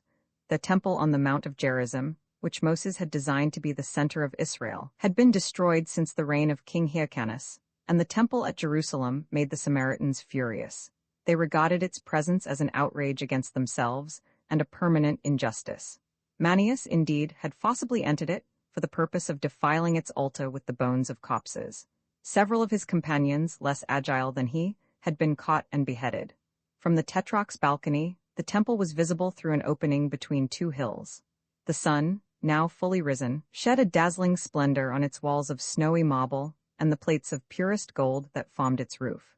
The structure shone like a luminous mountain, and its radiant purity indicated something almost superhuman, eclipsing even its suggestion of opulence and pride. Manius stretched out his powerful arm towards Zion, and with clenched fist and his great body drawn to its full height, he launched a bitter anathema at the city, with perfect faith that eventually his curse must be effective. Antipas listened, without appearing to be shocked at the strength of the invectives. When the Samaritan had become somewhat calmer, he returned to the subject of the prisoner. "Sometimes he grows excited," said he, "then he longs to escape or talks about a speedy deliverance. At other times he is as quiet as a sick animal, although I often find him pacing to and fro in his gloomy dungeon, murmuring, 'In order that his glory may increase, mine must diminish.'" Antipas and Manius looked at each other a moment in silence, but the Tetrarch was weary of pondering on this troublesome matter. The mountain peaks surrounding the palace, looking like great petrified waves, the black depths among the cliffs, the immensity of the blue sky, the rising sun, and the gloomy valley of the abyss, filled the soul of Antipas with a vague unrest. He felt an overwhelming sense of oppression at the sight of the desert, whose uneven piles of sand suggested crumbling amphitheaters or ruined palaces. The hot wind brought an odor of sulfur, as if it had rolled up from cities accursed and buried deeper than the riverbed of the slow-running Jordan. These aspects of nature, which seemed to his troubled fancy signs of the wrath of the gods, terrified him, and he leaned heavily against the balcony railing, his eyes fixed, his head resting upon his hands. Presently he felt a light touch upon his shoulder. He turned and saw Herodias standing beside him. A purple robe enveloped her, falling to her sandaled feet. Having left her chamber hurriedly, she wore no jewels nor other ornaments. A thick tress of rippling black hair hung over her shoulder and hid itself in her bosom. Her nostrils, a little too large for beauty, quivered with triumph, and her face was alight with joy. She gently shook the Tetrarch's shoulder and exclaimed exultantly, "Caesar is our friend. Agrippa has been imprisoned. Who told thee that?" "I know it," she replied, adding, "It was because he coveted the crown of Caligula." While living upon the charity of Antipas and Herodias, Agrippa had intrigued to become king, a title for which the Tetrarch was as eager as he. But if this news were true, no more was to be feared from Agrippa's scheming. The dungeons of Tiberias are hard to open, and sometimes life itself is uncertain within their depths, said Herodias, with grim significance. Antipas understood her, and although she was Agrippa's sister, her atrocious insinuations seemed entirely justifiable to the Tetrarch. Murder and outrage were to be expected in the management of political intrigues. They were a part of the fatal inheritance of royal houses, and in the family of Herodias nothing was more common. Then she rapidly unfolded to the Tetrarch the secrets of her recent undertakings, telling him how many men had been bribed, what letters had been intercepted, and the number of spies stationed at the city gates. She did not hesitate even to tell him of her success in an attempt to befool and seduce Eutyches the denunciator. "And why should I not?" she said. "It cost me nothing. For thee, my lord, have I not done more than that? Did I not even abandon my child?" After her divorce from Philip, she had indeed left her daughter in Rome, hoping that, as the wife of the Tetrarch, she might bear other children. Until that moment she had never spoken to Antipas of her daughter. He asked himself the reason for this sudden display of tenderness. During their brief conversation, several attendants had come out upon the balcony. One slave brought a quantity of large, soft cushions and arranged them in a kind of temporary couch upon the floor behind his mistress. Herodias sank upon them, and turning her face away from Antipas, seemed to be weeping silently. After a few moments she dried her eyes, declared that she would dream no more, and that she was, in reality, perfectly happy. She reminded Antipas of their former long delightful interviews in the atrium, their meetings at the baths, their walks along the sacred way, and the sweet evening rendezvous at the villa, among the flowery groves, listening to the murmur of splashing fountains, within sight of the Roman Campagna. Her glances were as tender as in former days. She drew near to him, leaned against his breast and caressed him fondly. But he repelled her soft advances. The love she sought to rekindle had died long ago. He thought instead of all his misfortunes, and of the 12 long years during which the war had continued. Protracted anxiety had visibly aged the tetrarch. His shoulders were bent beneath his violet-bordered toga, his whitening locks were long and mingled with his beard, and the sunlight revealed many lines upon his brow, as well as upon that of Herodias. After the tetrarch's repulse of his wife's tender overtures, the pair gazed morosely at each other. The mountain paths began to show signs of life. Shepherds were driving their flocks to pasture, children urged heavy-laden donkeys along the roads, while grooms belonging to the palace led the horses to the river to drink. The wayfarers descending from the heights on the farther side of Machaerus disappeared behind the castle. Others ascended from the valleys, and after arriving at the palace, deposited their burdens in the courtyard. Many of these were purveyors to the tetrarch. Others were the servants of his expected guests, arriving in advance of their masters. Suddenly, at the foot of the terrace on the left, an Essene appeared. He wore a white robe, his feet were bare, and his demeanor indicated that he was a follower of the Stoics. Manius instantly rushed towards the stranger, drawing the cutlass that he wore upon his hip. "Kill him?" cried Herodias. "Do not touch him," the tetrarch commanded. The two men stood motionless for an instant, then they descended the terrace, both taking a different direction, although they kept their eyes fixed upon each other. "I know that man," said Herodias, after they had disappeared. "His name is Phanuel, and he will try to seek out Iaiochanan, since thou wert so foolish as to allow him to live." Antipas said that the man might some day be useful to them. His attacks upon Jerusalem would gain them the allegiance of the rest of the Jews. "No," said Herodias, "the Jews will accept any master, and are incapable of feeling any true patriotism." She added that, as for the man who was trying to influence the people with hopes cherished since the days of Nehemiah, the best policy was to suppress him. The tetrarch replied that there was no haste about the matter, and expressed his doubt that any real danger was to be feared from Iaiochanan even affecting to laugh at the idea. "Do not deceive thyself," exclaimed Herodias, and she retold the story of her humiliation one day, when she was traveling towards Gilead, in order to purchase some of the balm for which that region was famous. A multitude was standing on the banks of the stream, my lord. Many of the people were putting on their raiment. Standing on a hillock, a strange man was speaking to the gathering. A camel's skin was wrapped about his loins, and his head was like that of a lion. As soon as he saw me, he launched in my direction all the maledictions of the prophets. His eyes flamed, his voice shook, he raised his arms as if he would draw down lightning upon my head. I could not fly from him. The wheels of my chariot sank in the sand up to the middle, and I could only crawl along, hiding my head with my mantle, and frozen with terror at the curses that poured upon me like a storm from heaven. Continuing her harangue, she declared that the knowledge that this man still existed poisoned her very life. When he had been seized and bound with cords, the soldiers were prepared to stab him if he resisted, but he had been quite gentle and obedient. After he had been thrown into prison, someone had put venomous serpents into his dungeon, but strange to say, after a time they had died, leaving him uninjured. The inanity of such tricks exasperated Herodias. Besides, she inquired, why did this man make war upon her? What interest moved him to such actions? His injurious words to her, uttered before a throng of listeners, had been repeated and widely circulated. She heard them whispered everywhere. Against a legion of soldiers she would have been brave, but this mysterious influence, more pernicious and powerful than the sword, but impossible to grasp, was maddening. Herodias strode to and fro upon the terrace, white with rage, unable to find words to express the emotions that choked her. She had a haunting fear that the tetrarch might listen to public opinion after a time, and persuade himself it was his duty to repudiate her. Then, indeed, all would be lost. Since early youth she had cherished a dream that some day she would rule over a great empire. As an important step towards attaining this ambition, she had deserted Philip, her first husband, and married the tetrarch, who now she thought had duped her. Ah, I found a powerful support indeed when I entered thy family. She sneered. It is at least the equal of thine, Antipas replied. Herodias felt the blood of the kings and priests, her ancestors, boiling in her veins. Thy grandfather was a servile attendant upon the temple of Ascalon, she went on, with fury.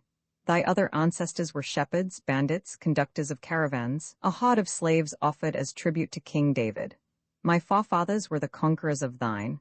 The first of the Maccabees drove thy people out of Hebron. Hyrcanus forced them to be circumcised.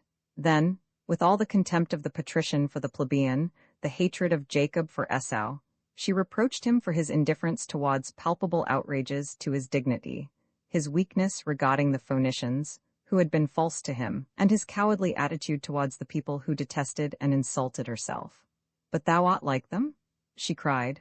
Dost regret the loss of the Arab girl who danced upon these very pavements? Take her back. Go and live with her in her tent, eat her bread baked in the ashes, drink curdled sheep's milk, kiss her dark cheeks, and forget me. The Tetrarch had already forgotten her presence, it appeared. He paid no further heed to her anger, but looked intently at a young girl, who had just stepped out upon the balcony of a house not far away. At her side stood an elderly female slave, who held over the girl's head a kind of parasol with a handle made of long, slender reeds. In the middle of the rug spread upon the floor of the balcony stood a large open traveling hamper or basket, and girdles, veils, headdresses, and gold and silver ornaments were scattered about in confusion. At intervals the young girl took one object or another in her hands and held it up admiringly. She was dressed in the costume of the Roman ladies, with a flowing tunic and a peplum ornamented with tassels of emeralds, and blue silken bands confined her hair, which seemed almost too luxuriant, since from time to time she raised a small hand to push back the heavy masses. The parasol half hid the maiden from the gaze of Antipas, but now and then he caught a glimpse of her delicate neck, her large eyes, or a fleeting smile upon her small mouth. He noted that her figure swayed about with a singularly elastic grace and elegance. He leaned forward, his eyes kindled, his breath quickened. All this was not lost upon Herodias, who watched him narrowly. "Who is that maiden?" the Tetrarch asked at last. Herodias replied that she did not know, and her fierce demeanor suddenly changed to one of gentleness and amiability. At the entrance to the castle, the Tetrarch was awaited by several Galileans, the master of the scribes, the chief of the land stewards, the manager of the salt mines, and a Jew from Babylon, commanding his troops of horse. As the Tetrarch approached the group, he was greeted with respectful enthusiasm. Acknowledging the acclamations with a grave salute, he entered the castle. As he proceeded along one of the corridors, Phanuel suddenly sprang from a corner and intercepted him. "What, art thou still here?" said the Tetrarch in displeasure. "Thou seekest Iaiochanan, no doubt. And thyself, my lord, I have something of great importance to tell thee." At a sign from Antipas, the Essene followed him into a somewhat dark and gloomy room. The daylight came faintly through a grated window. The walls were of a deep shade of crimson, so dark as to look almost black. At one end of the room stood an ebony bed, ornamented with bands of leather. A shield of gold, hanging at the head of the bed, shone like a sun in the obscurity of the apartment. Antipas crossed over to the couch and threw himself upon it in a half-reclining attitude, while Phanuel remained standing before him. Suddenly he raised one hand, and striking a commanding attitude said, "At times, my lord, the Most High sends a message to the people through one of his sons. Iaiochanan is one of these. If thou oppress him, thou shalt be punished. But it is he that persecutes me," exclaimed Antipas. "He asked me to do a thing that was impossible. Since then he has done nothing but revile me, and I was not severe with him when he began his abuse of me. But he had the hardihood to send various men from Machaerus to spread dissension and discontent throughout my domain. A curse upon him! Since he attacks me, I shall defend myself." "Without doubt he has expressed his anger with too much violence," Phanuel replied calmly. "But do not heed that further. He must be set free." "One does not let loose a furious animal," said the Tetrarch. "Have no fear of him now," was the quick reply. "He will go straight to the Arabs, the Gauls, and the Scythians. His work must be extended to the utmost ends of the earth." For a moment Antipas appeared lost in thought, as one who sees a vision. Then he said, "His power over men is indeed great. In spite of myself I admire him.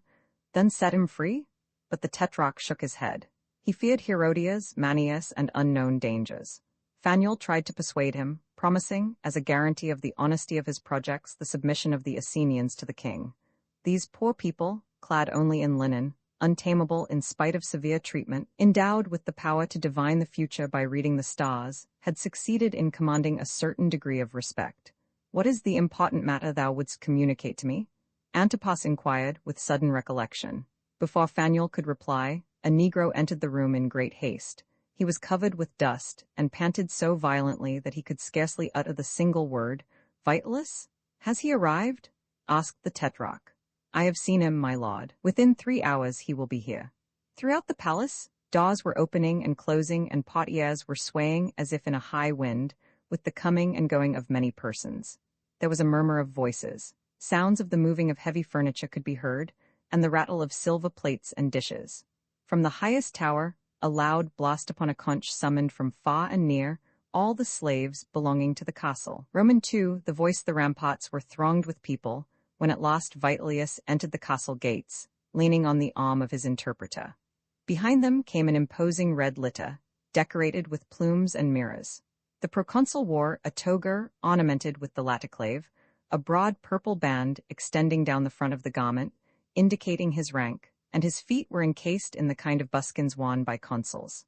A guard of lictors surrounded him. Against the wall they placed their 12 fasces, a bundle of sticks with an axe in the center, and the populace trembled before the insignia of Roman majesty. The gorgeous litter, borne by 8 men, came to a halt. From it descended a youth. He wore many pearls upon his fingers, but he had a protruding abdomen, and his face was covered with pimples. A cup of aromatic wine was offered to him. He drank it and asked for a second draught. The tetrarch had fallen upon his knees before the proconsul, saying that he was grieved beyond words not to have known sooner of the favor of his presence within those domains. Had he been aware of the approach of his distinguished guest, he would have issued a command that every person along the route should place himself at the proconsul's orders. Of a surety, the proconsul's family was descended direct from the goddess Vitalia. A highway, leading from the Janiculum to the sea, still bore their name. Questas and consuls were innumerable in that great family, and as for the noble Lucius, now his honored guest, it was the duty of the whole people to thank him, as the conqueror of the Cliti and the father of the young Aulus, now returning to his own domain, since the east was the country of the gods. These hyperboles were expressed in Latin, and Vitellius accepted them impassively.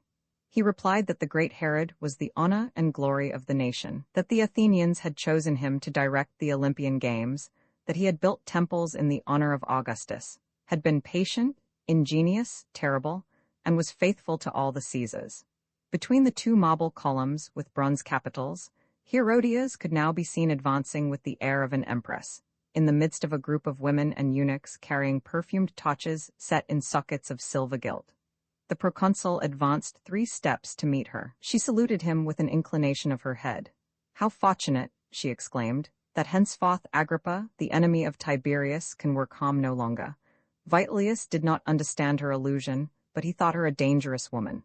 Antipas immediately declared that he was ready to do anything for the emperor, even to the injury of others. Vitellius asked, significantly. He had taken hostages from the king of the Parthians, but the emperor had given no further thought to the matter, because Antipas, who had been present at the conference, had, in order to gain favor, sent off dispatches bearing the news. From that time, he had borne a profound hatred towards the emperor and had delayed in sending assistance to him. The tetrarch stammered in attempting to reply to the query of the proconsul, but Aulus laughed and said, "Do not be disturbed. I will protect thee." The proconsul feigned not to hear this remark. The fortune of the father depended, in a way, on the corrupt influence of the son, and through him it was possible that Antipas might be able to procure for the proconsul very substantial benefits, although the glances that he cast about him were defiant and even venomous. But now a new tumult arose just within the gates. A file of white mules entered the courtyard, mounted by men in priestly garb. These were the Sadducees and the Pharisees, who were drawn to Machaerus by the same ambition, the one party hoping to be appointed public sacrifices, the other determined to retain those offices. Their faces were dark, particularly those of the Pharisees, who were enemies of Rome and of the tetrarch. The flowing skirts of their tunics embarrassed their movements as they attempted to pass through the throng, and their tiaras sat unsteadily upon their brows, around which were bound small bands of parchment, showing lines of writing. Almost at the same moment, the soldiers of the advance guard arrived. Cloth coverings had been drawn over their glittering shields to protect them from the dust. Behind them came Marcellus, the proconsul's lieutenant, followed by the publicans, carrying their tablets of wood under their arms. Antipas named to Vitellius the principal personages surrounding them: Ptolemy, Canthera, Scon, Ammonius of Alexandria, who brought asphalt for Antipas, Naaman, captain of his troops of skirmishers, and Jason, the Babylonian. Vitellius had noticed Manius. "Who is that man?" he inquired. The tetrarch, by a significant gesture, indicated that Manius was the executioner. He then presented the Sadducees to the proconsul's notice. Jonathas, a man of low stature, who spoke Greek, advanced with a firm step and begged that the great Lord would honor Jerusalem with a visit. Vitellius replied that he should probably go to Jerusalem soon. Eleazar, who had a crooked nose and a long beard, put forth a claim, in behalf of the Pharisees, for the mantle of the high priest held in the Tower of Antonia by the civil authorities. Then the Galileans came forward and denounced Pontius Pilate. On one occasion they said, a madman went seeking in a cave near Samaria for the golden vases that had belonged to King David, and Pontius Pilate had caused several inhabitants of that region to be executed. In their excitement, all the Galileans spoke at once, Manius's voice being heard above all others. Vitellius promised that the guilty ones should be punished. Fresh vociferations now broke out in front of the great gates, where the soldiers had hung their shields. Their coverings having now been removed, on each shield a carving of the head of Caesar could be seen on the umbo, or central knob. To the Jews, this seemed an evidence of nothing short of idolatry. Antipas harangued them, while Vitellius, who occupied a raised seat within the shadow of the colonnade, was astonished at their fury.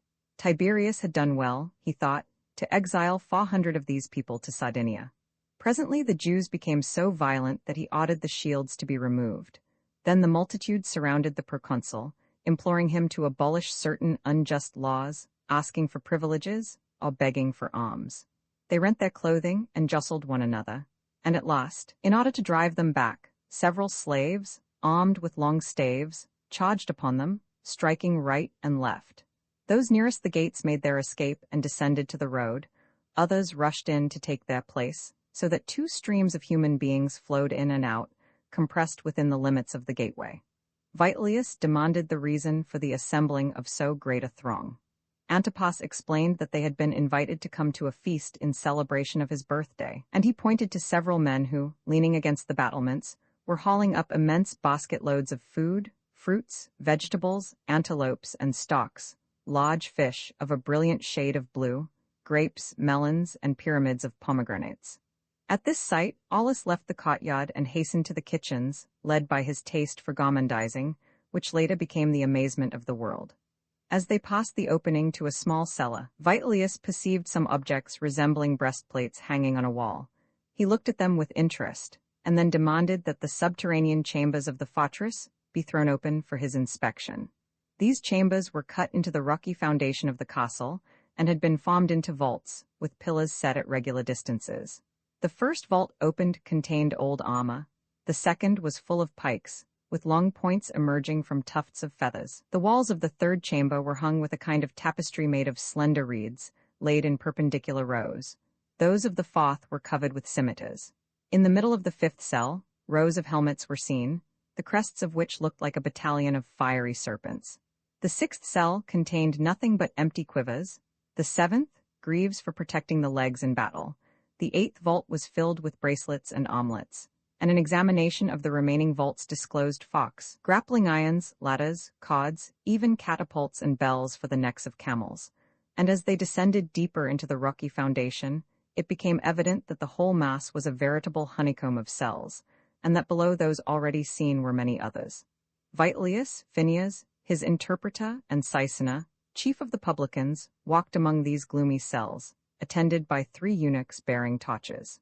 In the deep shadows, hideous instruments, invented by barbarians, could be seen: tomahawks studded with nails, poisoned javelins, pincers resembling the jaws of crocodiles. In short, the tetrarch possessed in his castle munitions of war sufficient for 40,000 men. He had accumulated these weapons in anticipation of an alliance against him among his enemies. But he bethought him that the proconsul might believe, or assert, that he had collected this armory in order to attack the Romans, so he hastened to offer explanations of all that Vitellius had observed. Some of these things did not belong to him at all, he said. Many of them were necessary to defend the place against brigands and marauders, especially the Arabs. Many of the objects in the vault had been the property of his father, and he had allowed them to remain untouched. As he spoke, he managed to get in advance of the proconsul and preceded him along the corridors with rapid steps. Presently he halted and stood close against the wall as the party came up. He spoke quickly, standing with his hands on his hips, so that his voluminous mantle covered a wide space of the wall behind him. But just above his head the top of a door was visible.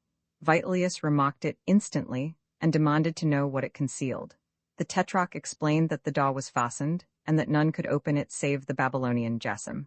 "Summon him, then," was the command. A slave was sent to find Jasim, while the group awaited his coming. The father of Jasim had come from the banks of the Euphrates to offer his services, as well as those of 500 horsemen, in the defense of the eastern frontier. After the division of the kingdom, Jasim had lived for a time with Philip, and was now in the service of Antipas. Presently he appeared among the vaults, carrying an archer's bow on his shoulder and a whip in his hand. Cords of many colors were lashed tightly about his knotted legs, his massive arms were thrust through a sleeveless tunic, and a fur cap shaded his face. His chin was covered with a heavy, curling beard. He appeared not to comprehend what the interpreter said to him at first, but Vitellius threw a meaning glance at Antipas, who quickly made the Babylonian understand the command of the proconsul. Jasim immediately laid both his hands against the door, giving it a powerful shove, whereupon it quietly slid out of sight into the wall. A wave of hot air surged from the depths of the cavern. A winding path descended and turned abruptly. The group followed it, and soon arrived at the threshold of a kind of grotto, somewhat larger than the other subterranean cells. An arched window at the back of this chamber gave directly upon a precipice, which formed a defense for one side of the castle.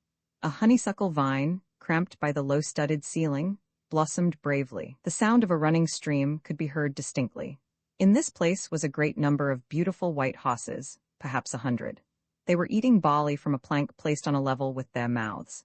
Their manes had been colored a deep blue, their hoofs were wrapped in coverings of woven grass, and the hair between their ears was puffed out like a peruke. As they stood quietly eating, they switched their tails gently to and fro. The proconsul regarded them in silent admiration. They were indeed wonderful animals, supple as serpents, light as birds. They were trained to gallop rapidly, following the arrow of the rider, and dash into the midst of a group of the enemy, overturning men and biting them savagely as they fell.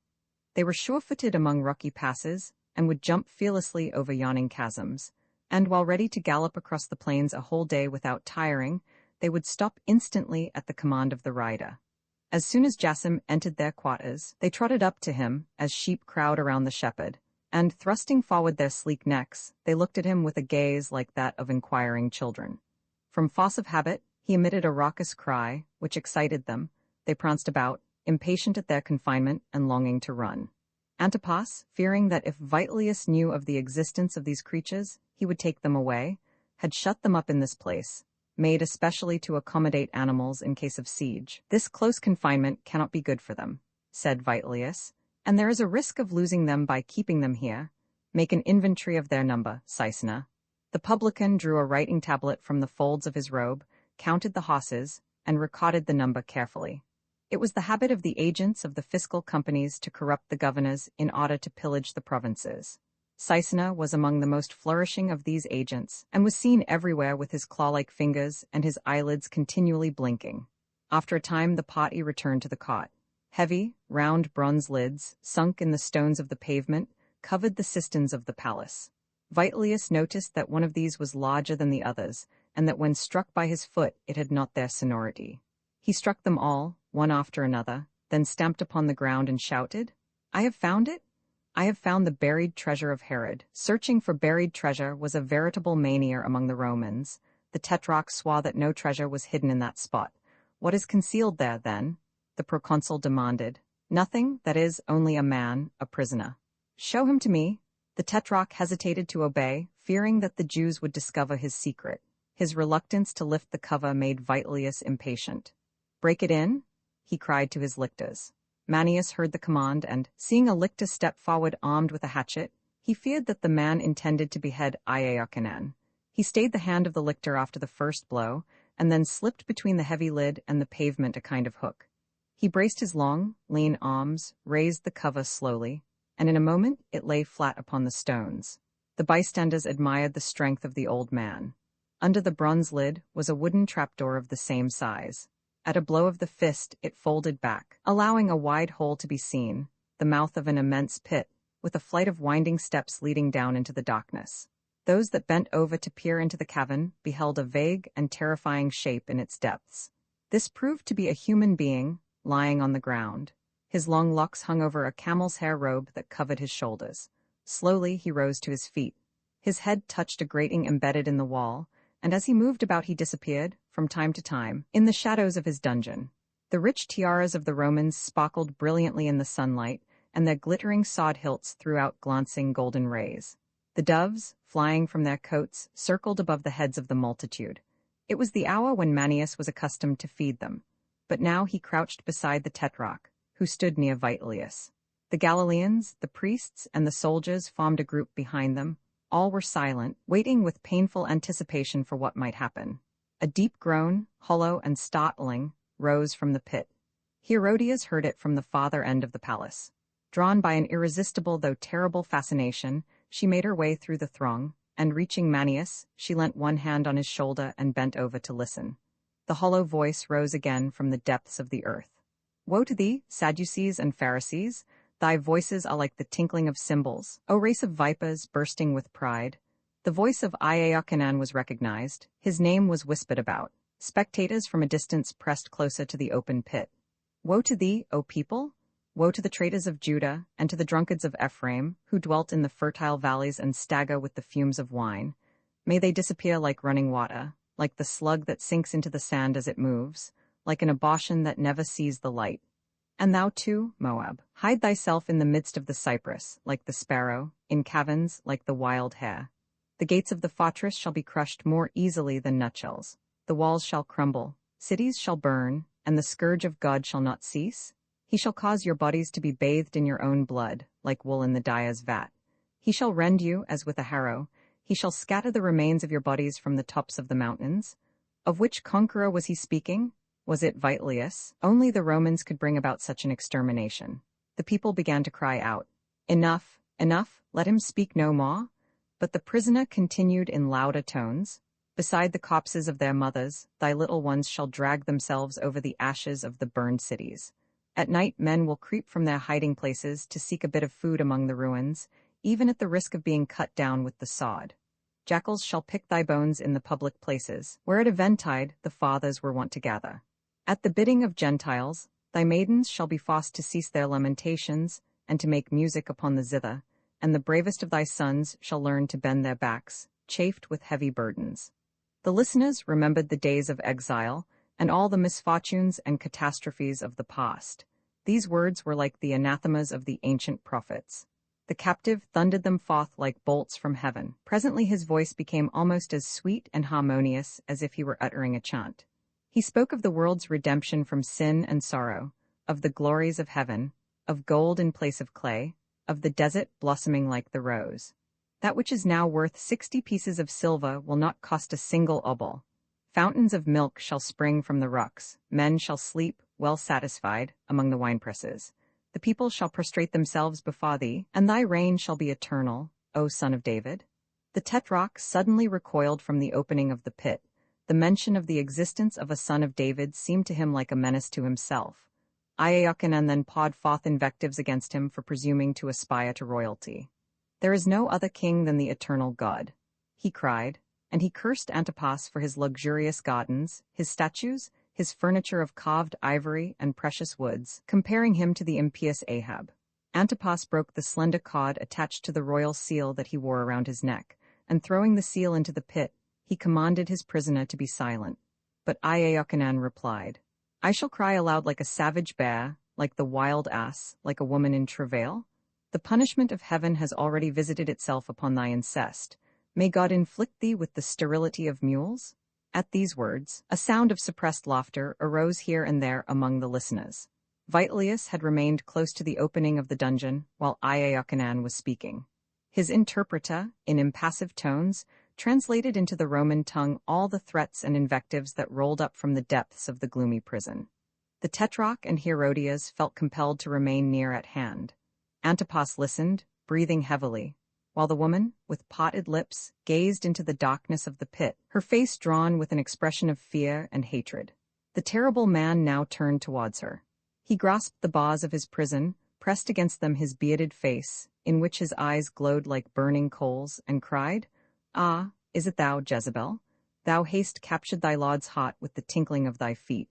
Thou didst neigh to him like a mare. Thou didst prepare thy bed on the mountain top, in order to accomplish thy sacrifices. The Lord shall take from thee thy sparkling jewels, thy purple robes and fine linen, the bracelets from thine arms, the anklets from thy feet, the golden ornaments that dangle upon thy brow, thy mirrors of polished silver, thy fans of ostrich plumes, thy shoes with their heels of mother of pearl, that serve to increase thy stature, thy glittering diamonds, the scent of thy hair, the tint of thy nails. All the artifices of thy coquetry shall disappear, and missiles shall be found wherewith to stone the adulteress." Herodias looked around for someone to defend her. The Pharisees lowered their eyes hypocritically. The Sadducees turned away their heads, fearing to offend the proconsul should they appear to sympathize with her. Antipas was almost in a swoon. Louder still rose the voice from the dungeon.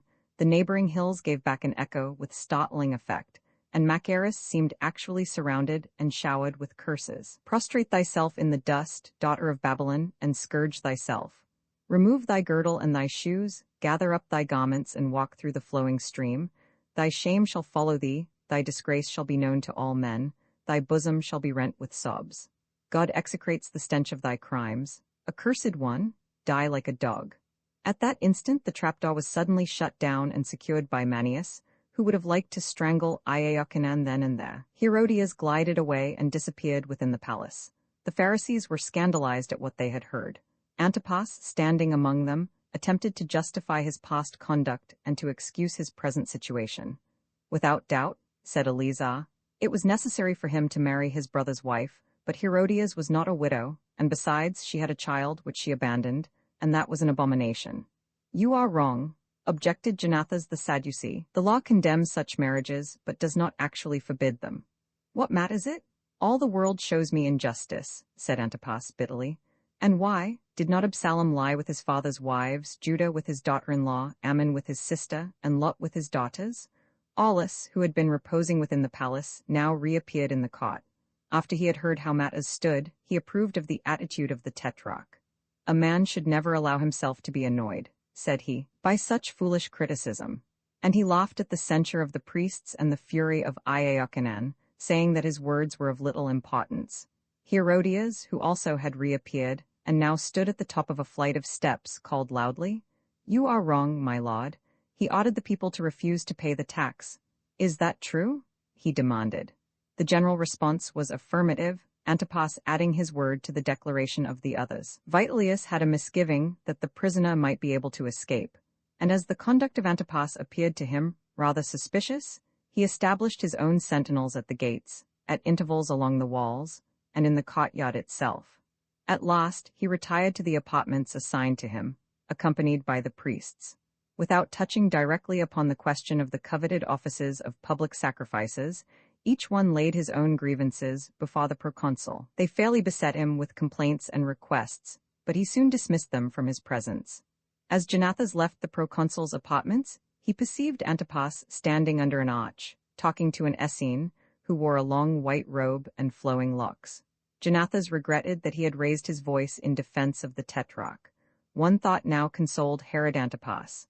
He was no longer personally responsible for the fate of Iochanan. The Romans had assumed that charge. What a relief! He had noticed Phanuel pacing slowly through the cot, and calling him to his side, he pointed put the gods established by Vitellius, saying, "They are stronger than I cannot now set the prisoner free. It is not my fault if he remains in his dungeon."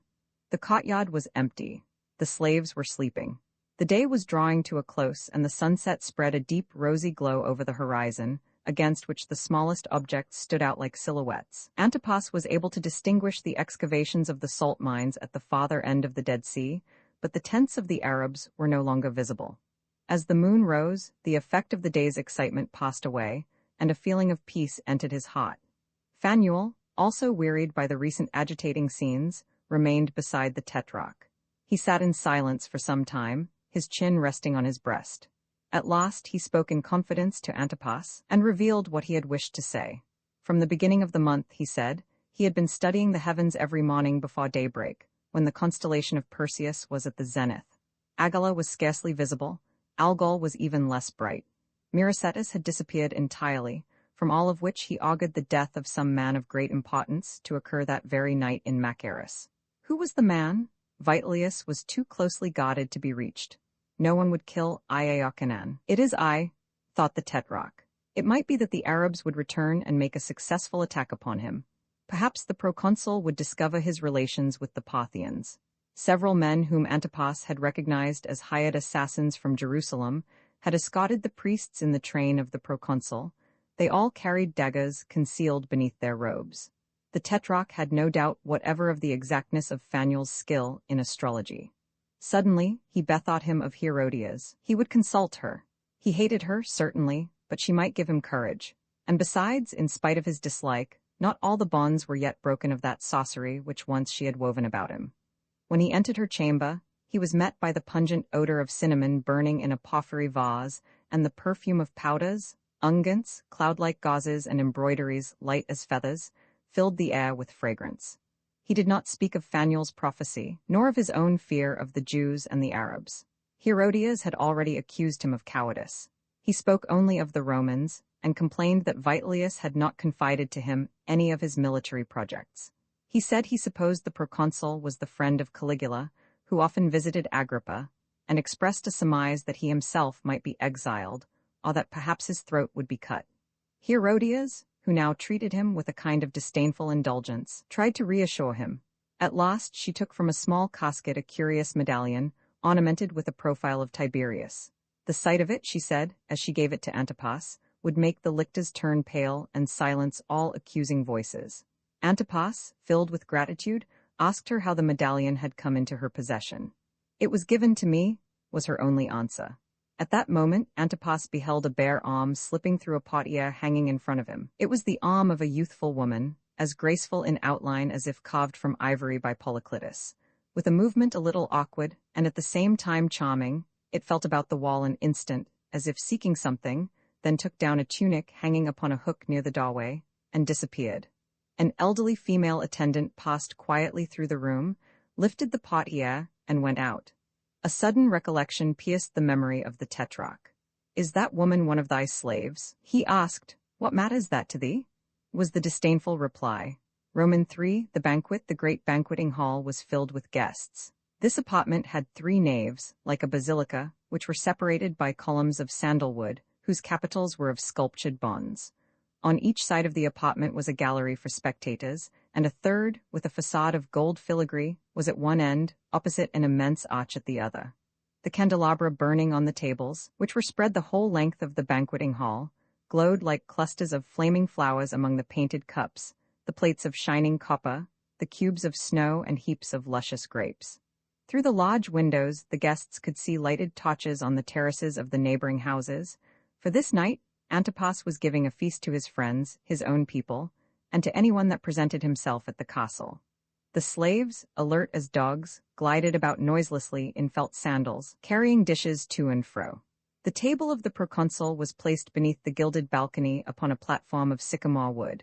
Rich tapestries from Babylon were hung about the pavilion, giving a certain effect of seclusion. Upon 3 ivory couches, one facing the great hall, and the other 2 placed one on either side of the pavilion, reclined Vitellius, his son Aulus, and Antipas. The proconsul being near the door, at the left, Aulus on the right, the tetrarch occupying the middle couch. Antipas wore a heavy black mantle, the texture of which was almost hidden by colored embroideries and glittering decorations. His beard was spread out like a fan. Blue powder had been scattered over his hair, and on his head rested a diadem covered with precious stones. Vitellius still wore the purple band, the emblem of his rank, crossed diagonally over a linen toga. Aulus had tied behind his back the sleeves of his violet robe, embroidered with silver. His clustering curls were laid in carefully arranged rows, a necklace of sapphires gleamed against his throat, plump and white as that of a woman. Crouched upon a rug near him, with legs crossed, was a pretty white boy, upon whose face shone a perpetual smile. Alice had found him somewhere among the kitchens and had taken a violent fancy to him. He had made the child one of his suite, but as he never could remember his protege's Chaldean name, called him simply the Asiatic. From time to time, the little fellow sprang up and played about the dining table, and his antics appeared to amuse the guests. At one side of the Tetrarch's pavilion were the tables at which were seated his priests and officers, also a number of persons from Jerusalem, and the more important men from the Grecian cities.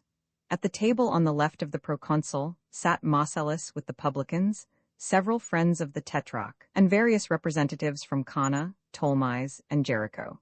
Seated at other tables were mountaineers from Liban and many of the old soldiers of Herod's army, a dozen Thracians, a Greek and 2 Germans, besides huntsmen and herdsmen, the Sultan of Palmyra, and sailors from Eziongaber. Before each guest was placed a roll of soft bread, upon which to wipe the fingers.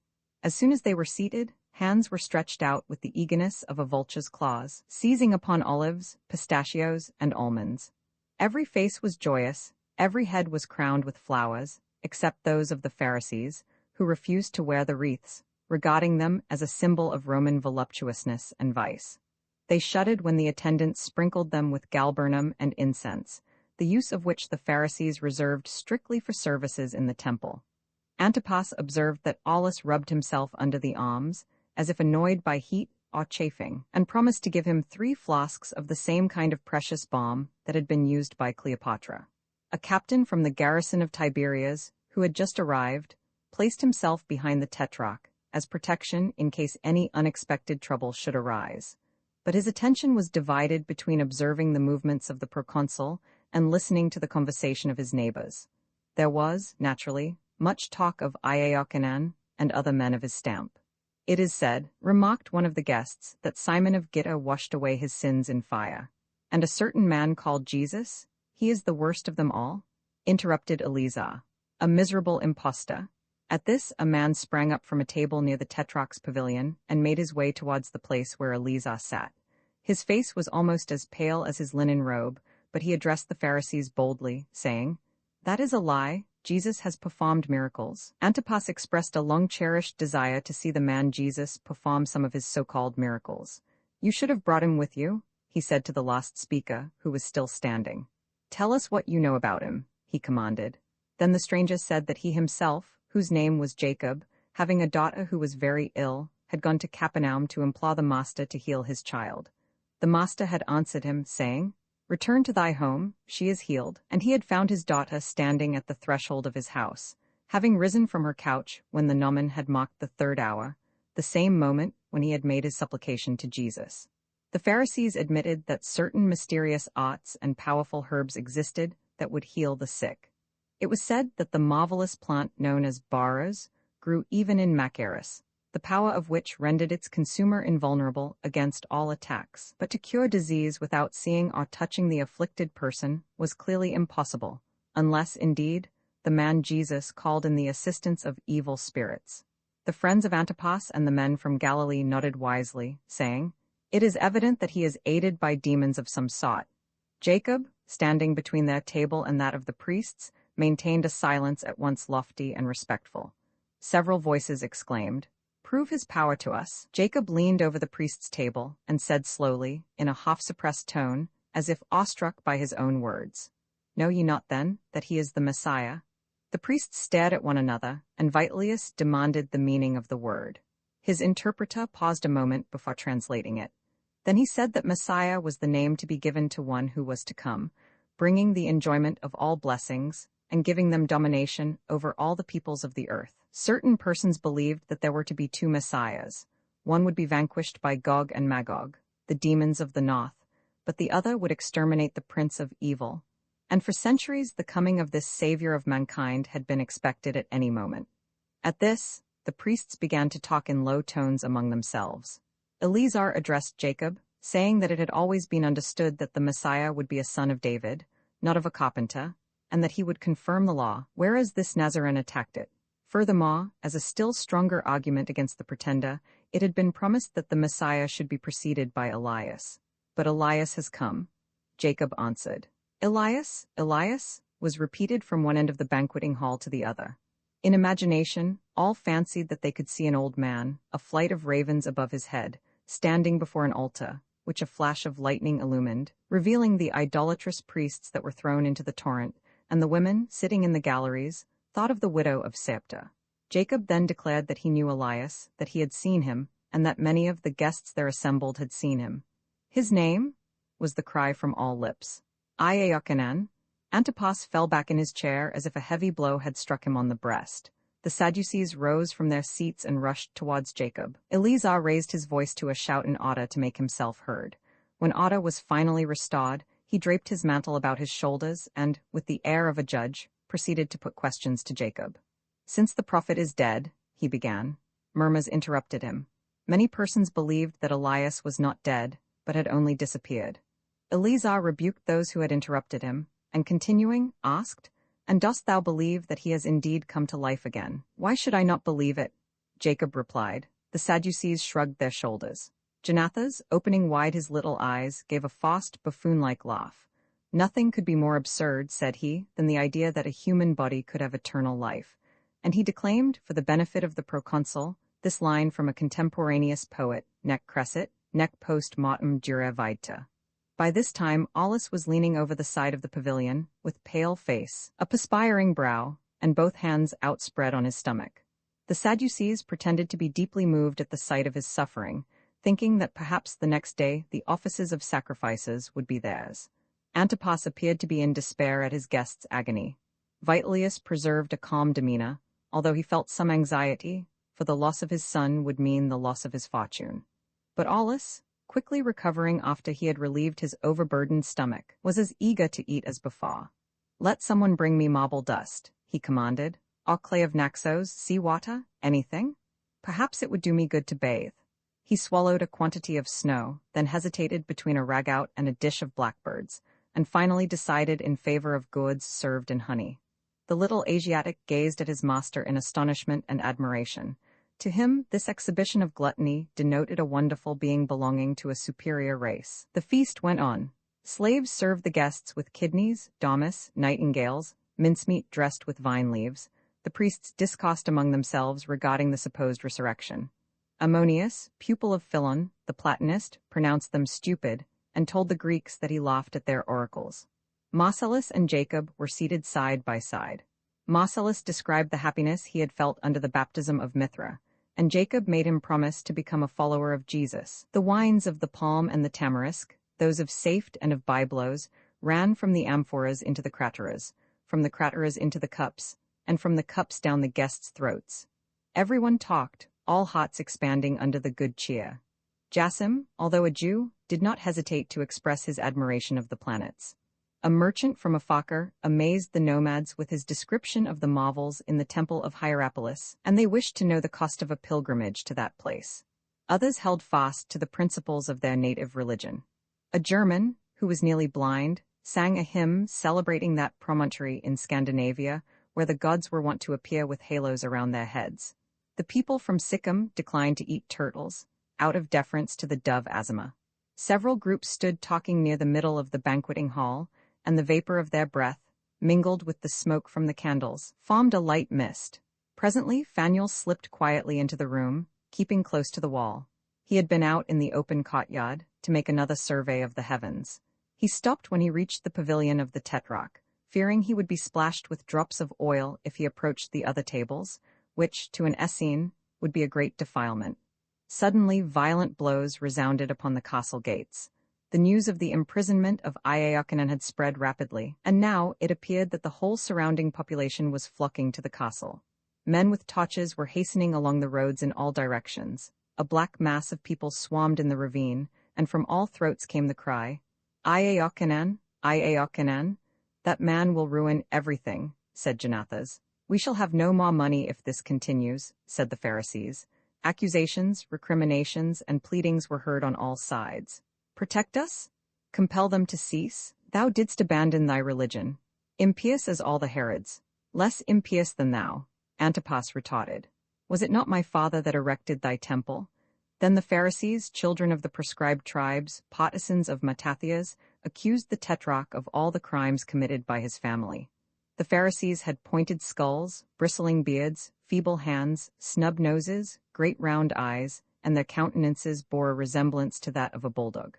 A dozen of these people, scribes and attendants upon the priests, who picked up their living from the refuse of holocausts, rushed to the foot of the pavilion and threatened Antipas with their knives.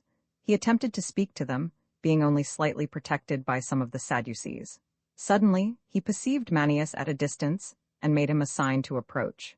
The expression on the face of Vitellius indicated that he regarded all this turmoil as no concern of his. The Pharisees, leaning against the pavilion, were now beside themselves with demoniac fury. They broke plates and dashed them upon the floor. The attendants had served them with a ragout composed of the flesh of the wild ass, an unclean animal, and their anger knew no bounds. Aulus rallied them jeeringly apropos of the ass's head, which he declared they honored. He flung other sarcasms at them, regarding their antipathy to the flesh of swine, intimating that no doubt their hatred arose from the fact that that beast had killed their beloved Bacchus, and saying it was to be feared they were too fond of wine, since a golden vine had been discovered in the temple. The priests did not understand his sneers, and Phineas, of Galilean origin, refused to translate them. Aulus suddenly became angry, the more so because the little Asiatic, frightened at the tumult, had disappeared. The feast no longer pleased the noble glutton. The dishes were vulgar, and not sufficiently disguised with delicate flavorings. After a time, his displeasure abated as he caught sight of a dish of Syrian lamb's tails, dressed with spices, a favorite dainty. To Vitellius, the character of the Jews seemed frightful. Their god was like Moloch, several altars to whom he had passed upon his route, and he recalled the stories he had heard of the mysterious Jew who fattened small children and offered them as a sacrifice. His Latin nature was filled with disgust at their intolerance, their iconoclastic rage, their brutal, stumbling bearing. The proconsul wished to depart, but Aulus refused to accompany him. The exaltation of the people increased. They abandoned themselves to dreams of independence. They recalled the glory of Israel, and Assyrian spoke of all the great conquerors they had vanquished, Antigone, Crassus, Varus. "Miserable creatures?" cried the enraged proconsul, who had overheard the Syrians' words. In the midst of the uproar, Antipas remembered the medallion of the emperor that Herodias had given to him. He drew it forth and looked at it a moment, trembling, then held it up with its face turned towards the throng. At the same moment, the panels of the gold-railed balcony were folded back, and accompanied by slaves bearing wax tapers, Herodias appeared, her coiffure crowned with an Assyrian mitre, which was held in place by a band passing under the chin. Her dark hair fell in ringlets over a scarlet peplum with slashed sleeves. On either side of the door through which one stepped into the gallery stood a huge stone monster, like those of Atrides, and as Herodias appeared between them, she looked like Cybele supported by her lions. In her hands she carried a patera, a shallow vessel of silver used by the Romans in pouring libations, and, advancing to the front of the balcony and pausing just above the tetrarch's chair, she cried, "Long live Caesar!" This homage was repeated by Vitellius, Antipas, and the priests. But now, beginning at the farthest end of the banqueting hall, a murmur of surprise and admiration swept through the multitude.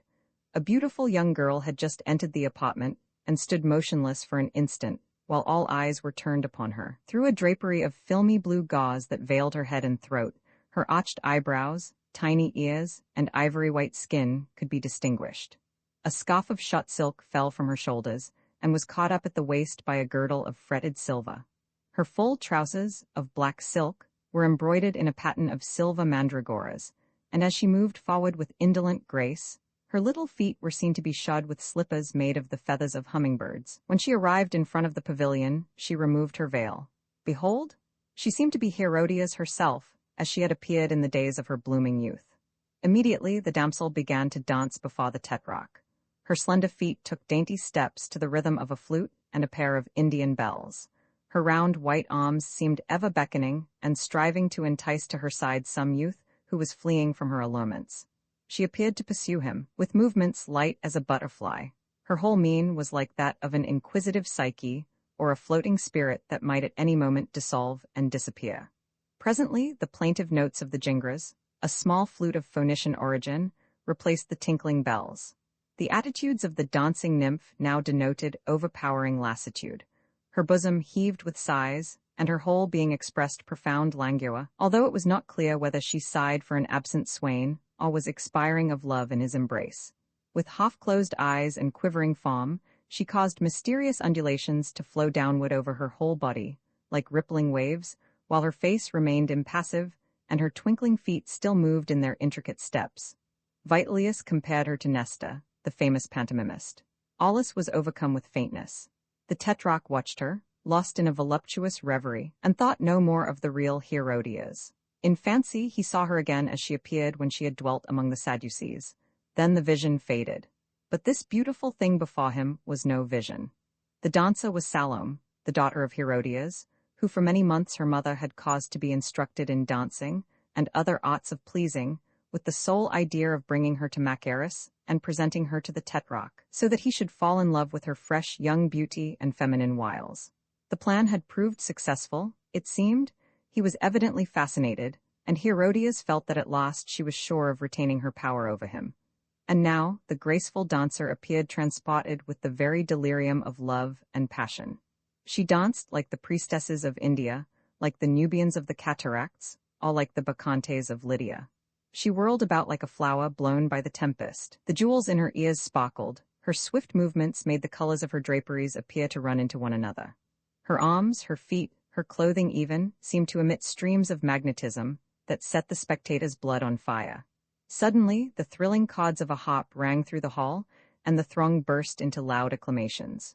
All eyes were fixed on Salome, who paused in her rhythmic dance, placed her feet wide apart, and without bending the knees, suddenly swayed her lithe body downward, so that her chin touched the floor, and her whole audience, the nomads, accustomed to a life of privation and abstinence, the Roman soldiers, expert in debaucheries, the avaricious publicans, and even the crabbed, elderly priests, gazed upon her with dilated nostrils.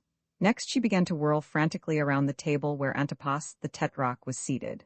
He leaned towards the flying figure, and in a voice half-choked with the voluptuous sighs of a mad desire, he sighed, "Come to me, come." But she whirled on, while the music of dulcimers swelled louder and the excited spectators roared their applause. The tetrarch called again, louder than before, "Come to me, come, thou shalt have Capernaum, the plains of Tiberias, my citadels, yea, the half of my kingdom." Again the dancer paused, then like a flash she threw herself upon the palms of her hands, while her feet rose straight up into the air. In this bizarre pose she moved about upon the floor like a gigantic beetle, then stood motionless. The nape of her neck formed a right angle with her vertebrae.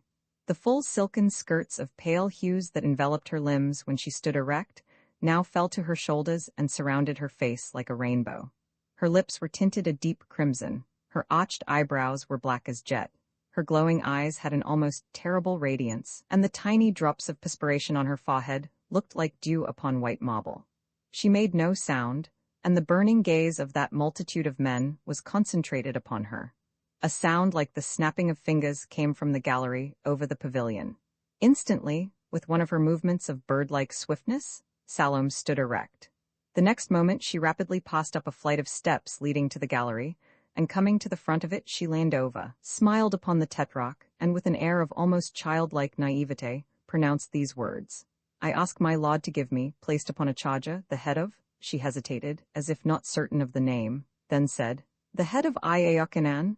The tetrarch sank back in his chair as if stunned. He had bound himself by his promise to her, and the people awaited his next movement. But the death that night of some conspicuous man that had been predicted to him by Phanuel, what if, by bringing it upon another, he could avert it from himself, thought Antipas. If Iochanan was in very truth the Elias so much talked of, he would have power to protect himself. And if he were only an ordinary man, his murder was of no importance. Manius stood beside his chair, and read his master's thoughts. Vitellius beckoned him to his side and gave him an order for the execution, to be transmitted to the soldiers placed on guard over the dungeon. This execution would be a relief, he thought. In a few moments all would be over, but for once Manius did not perform a commission satisfactorily. He left the hall but soon returned, in a state of great perturbation. During 40 years he had exercised the functions of the public executioner. It was he that had drowned Aristobulus, strangled Alexander, burned Mattathias alive, beheaded Zosimus, Pappus, Josephus, and Antipater, but he dared not kill Iochanan. His teeth chattered and his whole body trembled. He declared that he had seen, standing before the dungeon, the angel of the Samaritans, covered with eyes and brandishing a great sword, glowing and quivering like a flame. He appealed to two of the gods who had entered the hall with him to corroborate his words. But they said they had seen nothing except a Jewish captain who had attacked them and whom they had killed. The fury of Herodias poured forth in a torrent of invective against the populace. She clenched the railing of the balcony so fiercely as to break her nails. The two stone lions at her back seemed to bite her shoulders and join their voices to hers. Antipas followed her example, and priests, soldiers, and Pharisees cried aloud together for vengeance, echoed by the rest of the gathering, who were indignant that a mere slave should dare to delay their pleasures. Again Manius left the hall, covering his face with his hands. The guests found the second delay longer than the first. It seemed tedious to everyone. Presently a sound of footsteps was heard in the corridor without, then silence fell again. The suspense was becoming intolerable. Suddenly the door was flung open and Manius entered, holding at arm's length, grasping it by the hair, the head of Iaiochanan. His appearance was greeted with a burst of applause, which filled him with pride and revived his courage. He placed the head upon a charger and offered it to Salome, who had descended the steps to receive it. She remounted to the balcony with a light step, and in another moment the charger was carried about from one table to another by the elderly female slave whom the tetrarch had observed in the morning on the balcony of a neighboring house, and later in the chamber of Herodias. When she approached him with her ghastly burden, he turned away his head to avoid looking at it. Vitellius threw upon it an indifferent glance. Manius descended from the pavilion, took the charger from the woman, and exhibited the head to the Roman captains, then to all the guests on that side of the hall. They looked at it curiously. The sharp blade of the sword had cut into the jaw with a swift downward stroke. The corners of the mouth were drawn, as if by a convulsion. Clots of blood besprinkled the beard. The closed eyelids had a shell-like transparency, and the candelabra on every side lighted up the gruesome object with terrible distinctness. Manius arrived at the table where the priests were seated. One of them turned the charger about curiously, to look at the head from all sides. Then Manius, having entirely regained his courage, placed the charger before Aulus, who had just awakened from a short doze, and finally he brought it again to Antipas, and set it down upon the table beside him. Tears were running down the cheeks of the tetrarch. The lights began to flicker and die out. The guests departed, and at last no one remained in the great hall save Antipas, who sat leaning his head upon his hands, gazing at the head of Iaiochanan, and Phanuel, who stood in the center of the largest nave and prayed aloud, with uplifted arms. At sunrise, the two men who had been sent on a mission by Iaiochanan some time before returned to the castle, bringing the answer so long awaited and hoped for. They whispered the message to Phanuel, who received it with rapture. Then he showed them the lugubrious object, still resting on the charger amid the ruins of the feast. One of the men said, "Be comforted. He has descended among the dead in order to announce the coming of the Christ." And in that moment the Essene comprehended the words of Iaiochanan. In order that his glory may increase, mine must diminish.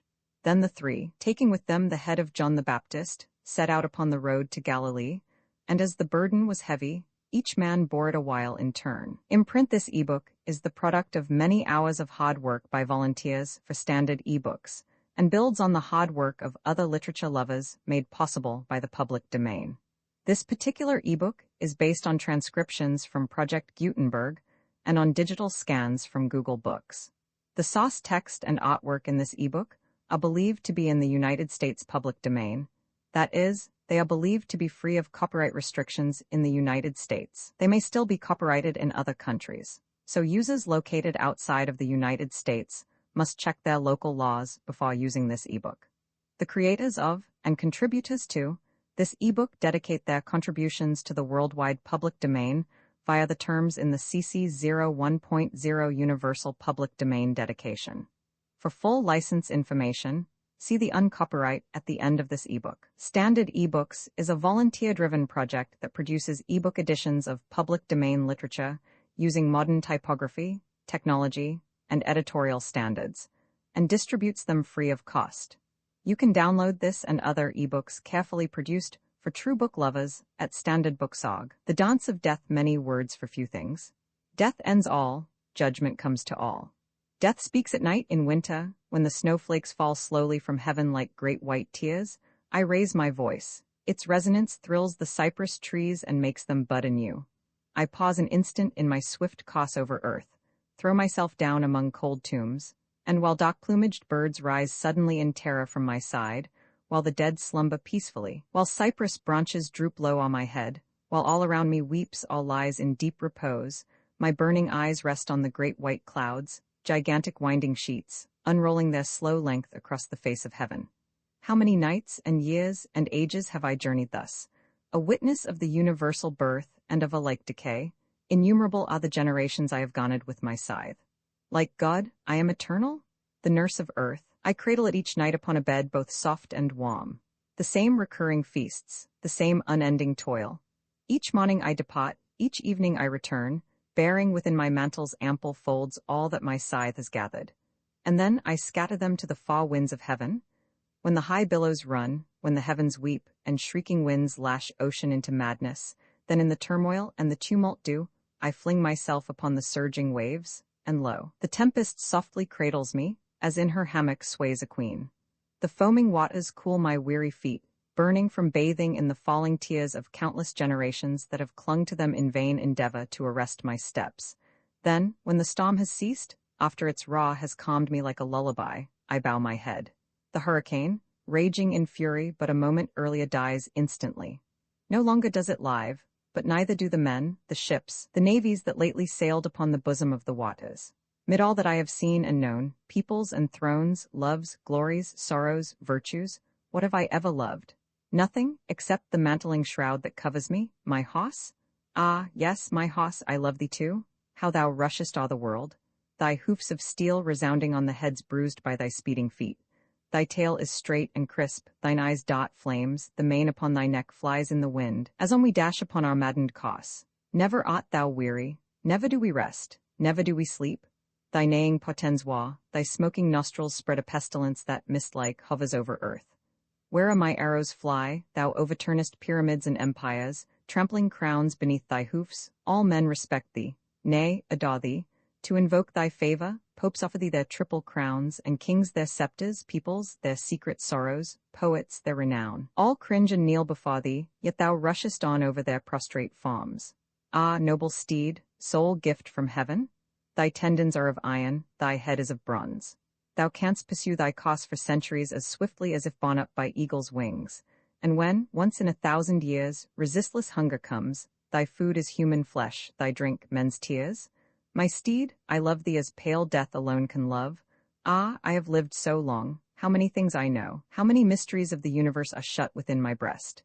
Sometimes, after I have hurled a myriad of dots, and after crossing all the world on my pale hoss, have gathered many lives, a weariness assails me, and I long to rest. But on my work must go. My path I must pursue, it leads through infinite space and all the worlds. I sweep away men's plans together with their triumphs, their loves together with their crimes, their very all. I rend my winding sheet, a frightful craving touches me incessantly, as if some serpent stung continually within. I throw a backward glance and see the smoke of fiery ruins left behind, the darkness of the night, the agony of the world. I see the graves that are the work of these, my hands. I see the background of the past, 'tis nothingness. My weary body, heavy head, and tired feet sink, seeking rest. My eyes turn towards a glowing horizon, boundless, immense, seeming to grow increasingly in height and depth. I shall devour it as I have devoured all else. When, O God, shall I sleep in my turn? When wilt thou cease creating? When may I, digging my own grave, stretch myself out within my tomb, and swinging thus upon the world, list the lost breath, the death gasp of expiring nature? When that time comes, away my dots and shroud I'll hurl. Then shall I free my hoss, and he shall graze upon the grass that grows upon the pyramids, sleep in the palaces of emperors, drink the lost drop of water from the sea, and snuff the odor of the lost slow drop of blood. By day, by night, through the countless ages, he shall roam through fields eternal as the fancy takes him, shall leap with one great bound from Atlas to the Himalayas, shall cross in his insolent pride from heaven to earth, despot himself by caracoling in the dust of crumbled empires, shall speed across the beds of dried-up oceans, shall bound all ruins of enormous cities, inhale the void with swelling chest and roll and stretch at ease. Then haply, faithful one, weary as I, thou finally shalt seek some precipice from which to cast thyself, shalt halt, panting before the mysterious ocean of infinity, and then, with foaming mouth, dilated nostrils and extended neck turned towards the horizon, thou shalt, as I, pray for eternal sleep, for repose for thy fiery feet, for a bed of green leaves, whereon reclining thou canst close thy burning eyes forever. There, waiting motionless upon the brink, thou shalt desire a power stronger than thyself to kill thee at a single blow, shalt pray for union with the dying storm, the faded flower, the shrunken copse. Thou shalt seek sleep, because eternal life is torture, and the tomb is peace. Why are we here? What hurricane has hurled us into this abyss? What tempest soon shall bear us away towards the forgotten planets whence we came? Till then, my glorious steed, thou shalt run thy course. Thou mayst please thine ear with the crunching of the heads crushed under thy feet. Thy course is long, but courage. Long time haste thou carried me, but longer time still must elapse, and yet we shall not age. Stars may be quenched, the mountains crumble, the earth finally wear away its diamond axis. But we too, we alone are immortal, for the impalpable lives forever. But today thou canst lie at my feet, and polish thy teeth against the moss-grown tombs, for Satan has abandoned me, and a power unknown compels me to obey his will. Lo, the dead seek to rise from their graves. Satan, I love thee. Thou alone canst comprehend my joys and my deliriums. But more fortunate than I, thou wilt some day, when earth shall be no more, recline and sleep within the realms of space. But I, who have lived so long, have worked so ceaselessly, with only virtuous loves and solemn thoughts, I must endure immortality. Man has his tomb, and glory its oblivion, the day dies into night but I am doomed to lasting solitude upon my way, strewn with the bones of men and mocked by ruins. Angels have fellow angels, demons their companions of darkness, but I hear only sounds of a clanking scythe, my whistling arrows, and my speeding horse. Always the echo of the surging billows that sweep over and engulf mankind. Dost thou complain, thou, the most fortunate creature under heaven, the only splendid, great, unchangeable, eternal one, like God, who is the only being that equals thee? Dost thou repine, who some day in thy turn shalt disappear forever, after thou hast crushed the universe beneath thy horse's feet, when God's work of creating has ceased, when the heavens have disappeared, and the stars are quenched, when spirits rise from their retreats and wander in the depths with sighs and groans, then, what unpicturable delight for thee! Then shalt thou sit on the eternal thrones of heaven and of hell, shalt overthrow the planets, stars, and worlds, shalt loose thy steed in fields of emeralds and diamonds, shalt make his litter of the wings torn from the angels, shalt cover him with the robe of righteousness. Thy saddle shall be broidered with the stars of the Empyrean. And then thou wilt destroy it, after thou hast annihilated everything, when naught remains but empty space, thy coffin shattered and thine arrows broken, then make thyself a crown of stone from heaven's highest mount, and cast thyself into the abyss of oblivion. Thy fall may last 1,000,000 eons, but thou shalt die at last, because the world must end, all must die, except Satan? Immortal more than God, I live to bring chaos into other worlds, but thou hast not, as I, this vista of eternal nothingness before thee, thou dost not suffer with this death-like cold, as I. Nay, but I quiver under fierce and unrelaxing hots of molten lava, which burn the doomed and which I cannot escape. For thou, at least, hast only to destroy. But I bring birth and I give life. I direct empires and govern the affairs of states and of hearts. I must be everywhere. The precious metals flow, the diamonds glitter, and men's names resound at my command. I whisper in the ears of women, of poets, and of statesmen, words of love, of glory, of ambition. With Messalina and Nero, at Paris and at Babylon, within the self-same moment do I dwell. Let a new island be discovered, I fly to it ere man can set foot there. Though it be but a rock encircled by the sea, I am there in advance of men who will dispute for its possession. I lounge, at the same instant, on a courtesan's couch and on the perfumed beds of emperors. Hatred and envy, pride and wrath, paw from my lips in simultaneous utterance. By night and day I work. While men are burning Christians, I luxuriate voluptuously in baths perfumed with roses. I race in chariots, yield to deep despair, or boast aloud in pride. At times I have believed that I embodied the whole world, and all that I have seen took place, in verity, within my being. Sometimes I weary, lose my reason, and indulge in such mad follies that the most worthless of my minions ridicule me while they pity me. No creature cares for me, nowhere am I loved, neither in heaven, of which I am a son, nor yet in hell, where I am laud, nor upon earth, where men deem me a god. Naught do I see but paroxysms of rage, rivers of blood, or maddened frenzy. Ne'er shall my eyelids close in slumber, never my spirit find repose, whilst thou, at least, canst rest thy head upon the cool, green freshness of the grave. Yeah, I must ever dwell amid the glare of palaces, must listen to the curses of the starving, or inhale the stench of crimes that cry aloud to heaven. God, whom I hate, has punished me indeed, but my soul is greater even than his wrath. In one deep sigh I could the whole world draw into my breast, where it would burn eternally, even as I. When, Laud, shall thy great trumpet sound? Then a great harmony shall hover over sea and hill. Ah, would that I could suffer with humanity, their cries and sobs should drown the sound of mine. Lo, a triumphal throng from Rome, the eternal city. Her Colosseum and her Capitol are now 2 grains of sands that served once as a pedestal, but death has swung his scythe, the monuments have fallen. Behold, at their head comes Nero, pride of my heart, the greatest poet earth has known. Quick, quick, and faster still, until your feet dash fire from the flinty stones and your nostrils fleck your breasts with foam. What? Do not the wheels smoke yet? Hear ye the fanfares whose sound reached even to Austria, the clapping of the hands, the cries of joy? See how the populace shower saffron on my head. See how my pathway is already damp with sprayed perfume. My chariot whirls on. The pace is swifter than the wind as I shake the golden reins. Faster and faster, the dust clouds rise. My mantle floats upon the breeze, which in my ears sings triumph, triumph. Faster and faster, hearken to the shouts of joy, list to the stamping feet and the plaudits of the multitude. Jupiter himself looks down on us from heaven. Faster, yeah, faster still. Now, let 600 of my women dance the Grecian dances silently before me, the while I lave myself with roses in a bath of porphyry. Then let them circle me, with interlacing arms, that I may see on all sides alabaster forms in graceful evolution, swaying like tall reeds bending over an amorous pool. And I will give the empire and the sea, the Senate, the Olympus, the Capitol, to her who shall embrace me the most ardently, to her whose heart shall throb beneath my own, to her who shall enmesh me in her flowing hair, smile on me sweetest, and enfold me in the warmest clasp, to her who soothing me with songs of love shall waken me to joy and heights of rapture. Rome shall be still this night. No bark shall cleave the waters of the Tiber, since 'tis my wish to see the mirrored moon on its untroubled face and hear the voice of woman floating over it. Let perfumed breezes pass through all my draperies. Ah, I would die, voluptuously intoxicated. Then, while I eat of some rare meat that only I may taste, let someone sing, while damsels, lightly draped, serve me from plates of gold and watch my rest.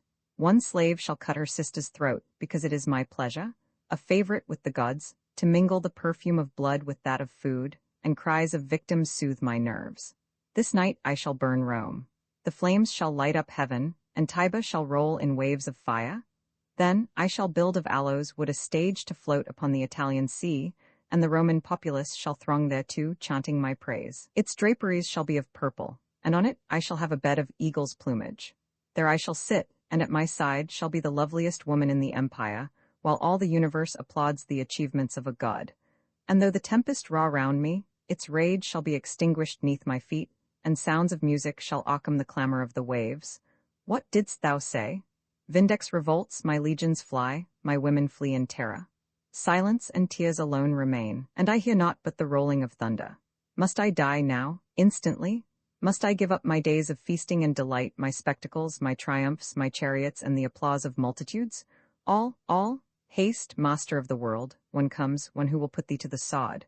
An emperor knows how to die. Die, I have scarce begun to live. Oh, what great deeds I should accomplish, deeds that should make Olympus tremble. I would fill up the bed of hoary ocean and speed across it in a triumphal car.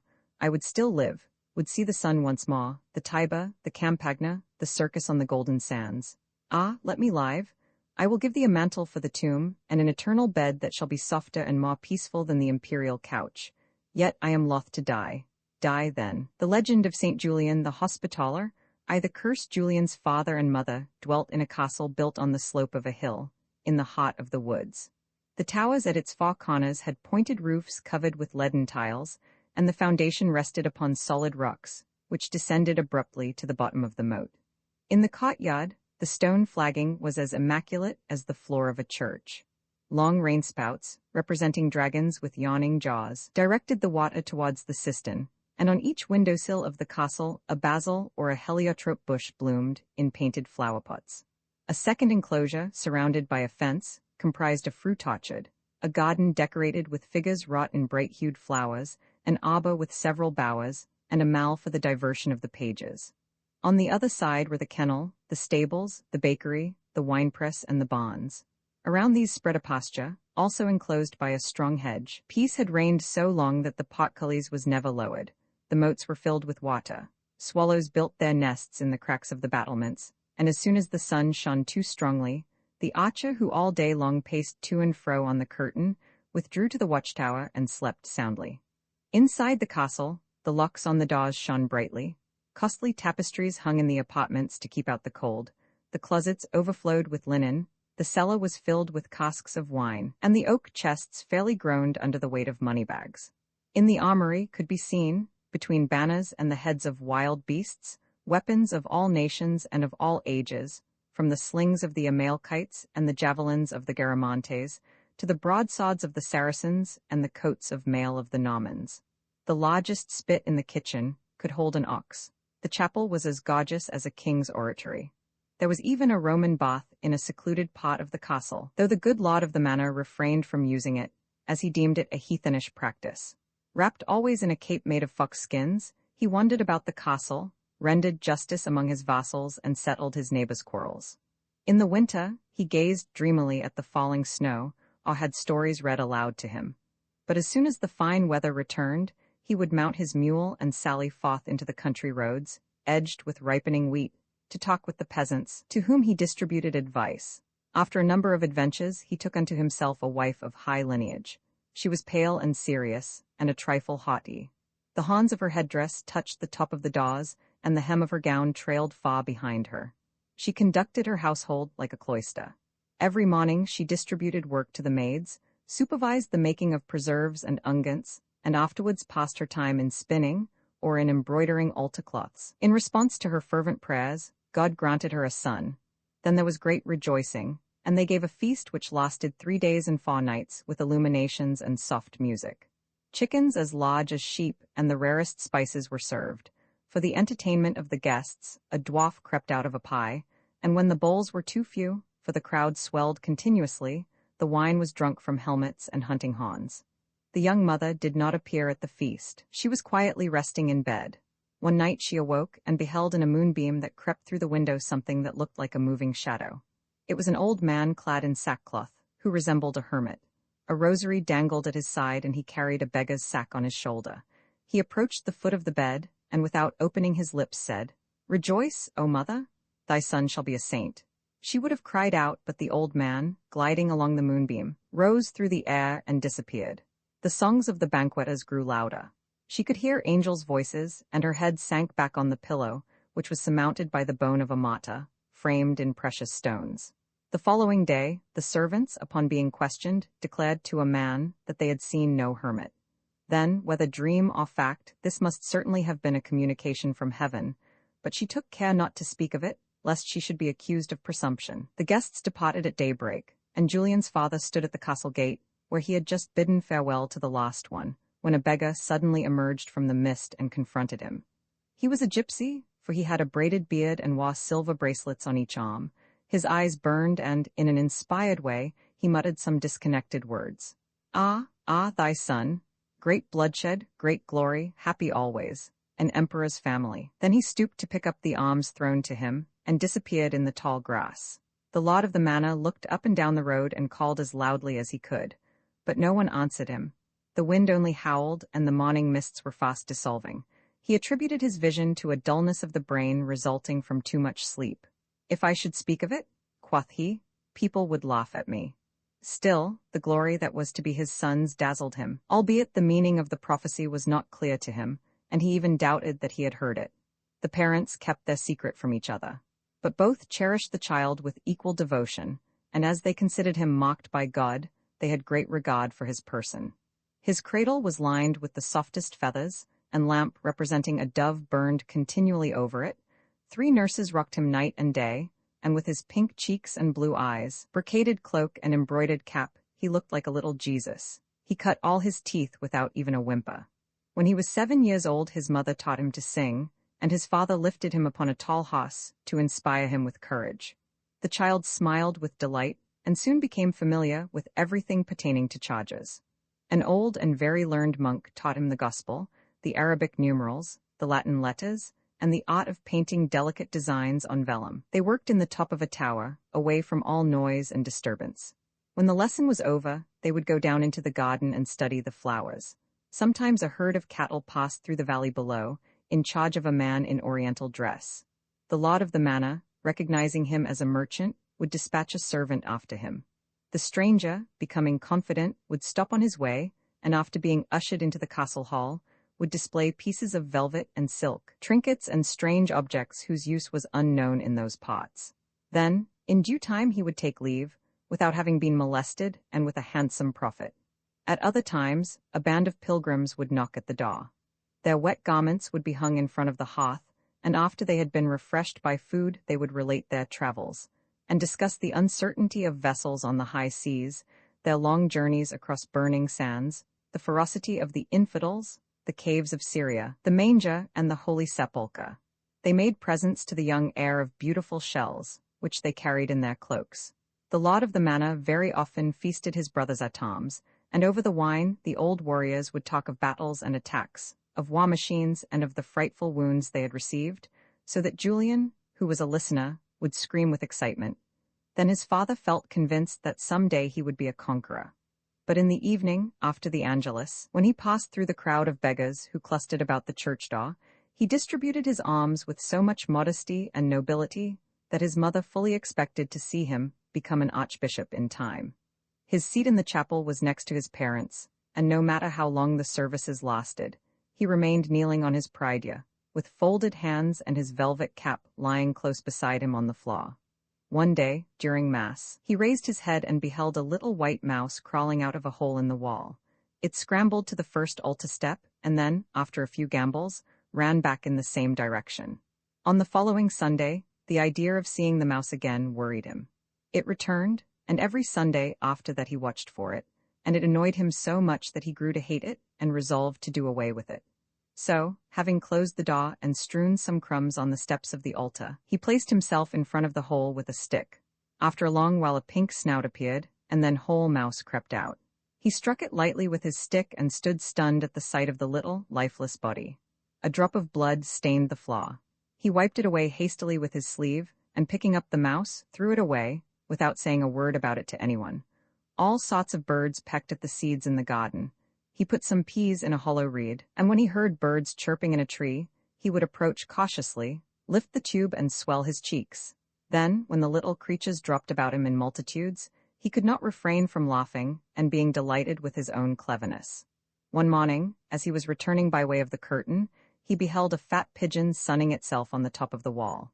He paused to gaze at it. Where he stood the rampart was cracked, and a piece of stone was near at hand. He gave his arm a jerk, and the well-aimed missile struck the bird squarely, sending it straight into the moat below. He sprang after it, unmindful of the brambles, and ferreted around the bushes with the litheness of a young dog. The pigeon hung with broken wings in the branches of a privet hedge. The persistence of its life irritated the boy. He began to strangle it, and its convulsions made his heart beat quicker, and filled him with a wild, tumultuous voluptuousness, the last throb of its heart making him feel like fainting. At supper that night, his father declared that at his age a boy should begin to hunt, and he arose and brought forth an old writing book which contained, in questions and answers, everything pertaining to the pastime. In it, a master showed a supposed pupil how to train dogs and falcons, lay traps, recognize a stag by its fumets, and a fox or a wolf by footprints. He also taught the best way of discovering their tracks, how to start them where their refuges are usually to be found, what winds are the most favorable, and further enumerated the various cries and the rules of the quarry. When Julian was able to recite all these things by heart, his father made up a pack of hounds for him. There were 24 greyhounds of Barbary, speedier than gazelles, but liable to get out of temper. 17 couples of Breton dogs, great barkers, with broad chests and russet coats flecked with white. For wild boar hunting and perilous doublings, there were 40 boarhounds as hairy as bears. The red mastiffs of Tartary, almost as large as donkeys, with broad backs and straight legs, were destined for the pursuit of the wild bull. The black coats of the spaniels shone like satin. The barking of the setters equaled that of the beagles. In a special enclosure were 8 growling bloodhounds that tugged at their chains and rolled their eyes, and these dogs leaped at men's throats and were not afraid even of lions. All ate wheat bread, drank from marble troughs, and had high-sounding names.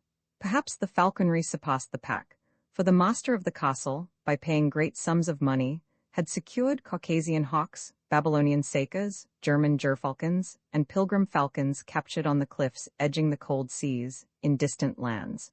They were housed in a thatched shed and were chained to the perch in the order of size. In front of them was a little grass plot where, from time to time, they were allowed to disport themselves. Bagnets, baits, traps, and all sorts of snares were manufactured. Often they would take out pointers who would set almost immediately. Then the whippers-in, advancing step by step, would cautiously spread a huge net over their motionless bodies. At the command, the dogs would bark and arouse the quails, and the ladies of the neighborhood, with their husbands, children, and handmaids, would fall upon them and capture them with ease. At other times they used a drum to start hares, and frequently foxes fell into the ditches prepared for them, while wolves caught their paws in the traps. But Julian scorned these convenient contrivances. He preferred to hunt away from the crowd, alone with his steed and his falcon. It was almost always a large, snow-white, Scythian bird. His leather hood was ornamented with a plume, and on his blue feet were bells, and he perched firmly on his master's arm while they galloped across the plains.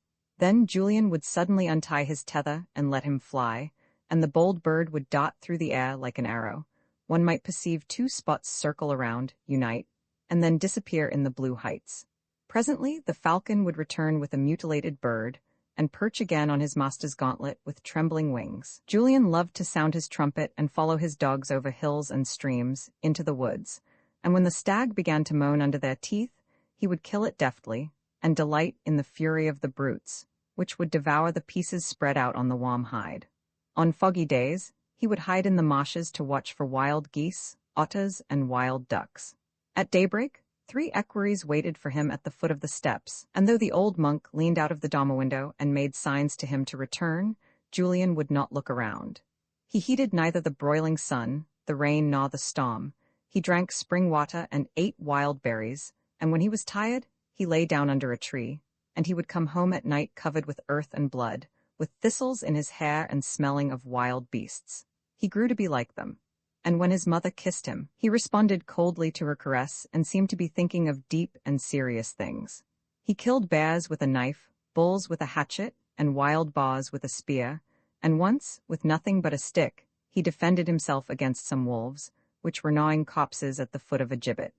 One winter morning he set out before daybreak, with a bow slung across his shoulder and a quiver of arrows attached to the pommel of his saddle. The hoofs of his steed beat the ground with regularity, and his 2 beagles trotted close behind.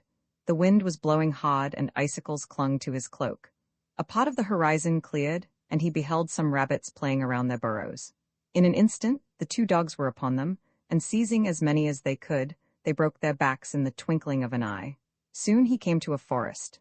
A woodcock, paralyzed by the cold, perched on a branch with its head hidden under its wing. Julian, with a lunge of his sword, cut off its feet, and without stopping to pick it up, rode away. 3 hours later he found himself on the top of a mountain so high that the sky seemed almost black. In front of him, a long, flat rock hung over a precipice, and at the end 2 wild goats stood gazing down into the abyss. As he had no arrows, for he had left his steed behind, he thought he would climb down to where they stood, and with bare feet and bent back, he at last reached the first goat and thrust his dagger below its ribs. But the second animal, in its terror, leaped into the precipice. Julian threw himself forward to strike it, but his right foot slipped and he fell, face downward and with outstretched arms, over the body of the first goat. After he returned to the plains, he followed a stream bordered by willows. From time to time, some cranes, flying low, passed over his head. He killed them with his whip, never missing a bird. He beheld in the distance the gleam of a lake which appeared to be of lead, and in the middle of it was an animal he had never seen before, a beaver with a black muzzle. Notwithstanding the distance that separated them, an arrow ended its life, and Julian only regretted that he was not able to carry the skin home with him. Then he entered an avenue of tall trees, the tops of which formed a triumphal arch to the entrance of a forest. A deer sprang out of the thicket and a badger crawled out of its hole. A stag appeared in the road, and a peacock spread its fan-shaped tail on the grass. And after he had slain them all, other deer, other stags, other badgers, other peacocks and jays, blackbirds, foxes, porcupines, polecats, and lynxes appeared. In fact, a host of beasts that grew more and more numerous with every step he took. Trembling, and with a look of appeal in their eyes, they gathered around Julian, but he did not stop slaying them, and so intent was he on stretching his bow, drawing his sword and whipping out his knife, that he had little thought for aught else. He knew that he was hunting in some country since an indefinite time, through the very fact of his existence, as everything seemed to occur with the ease one experiences in dreams. But presently an extraordinary sight made him pause.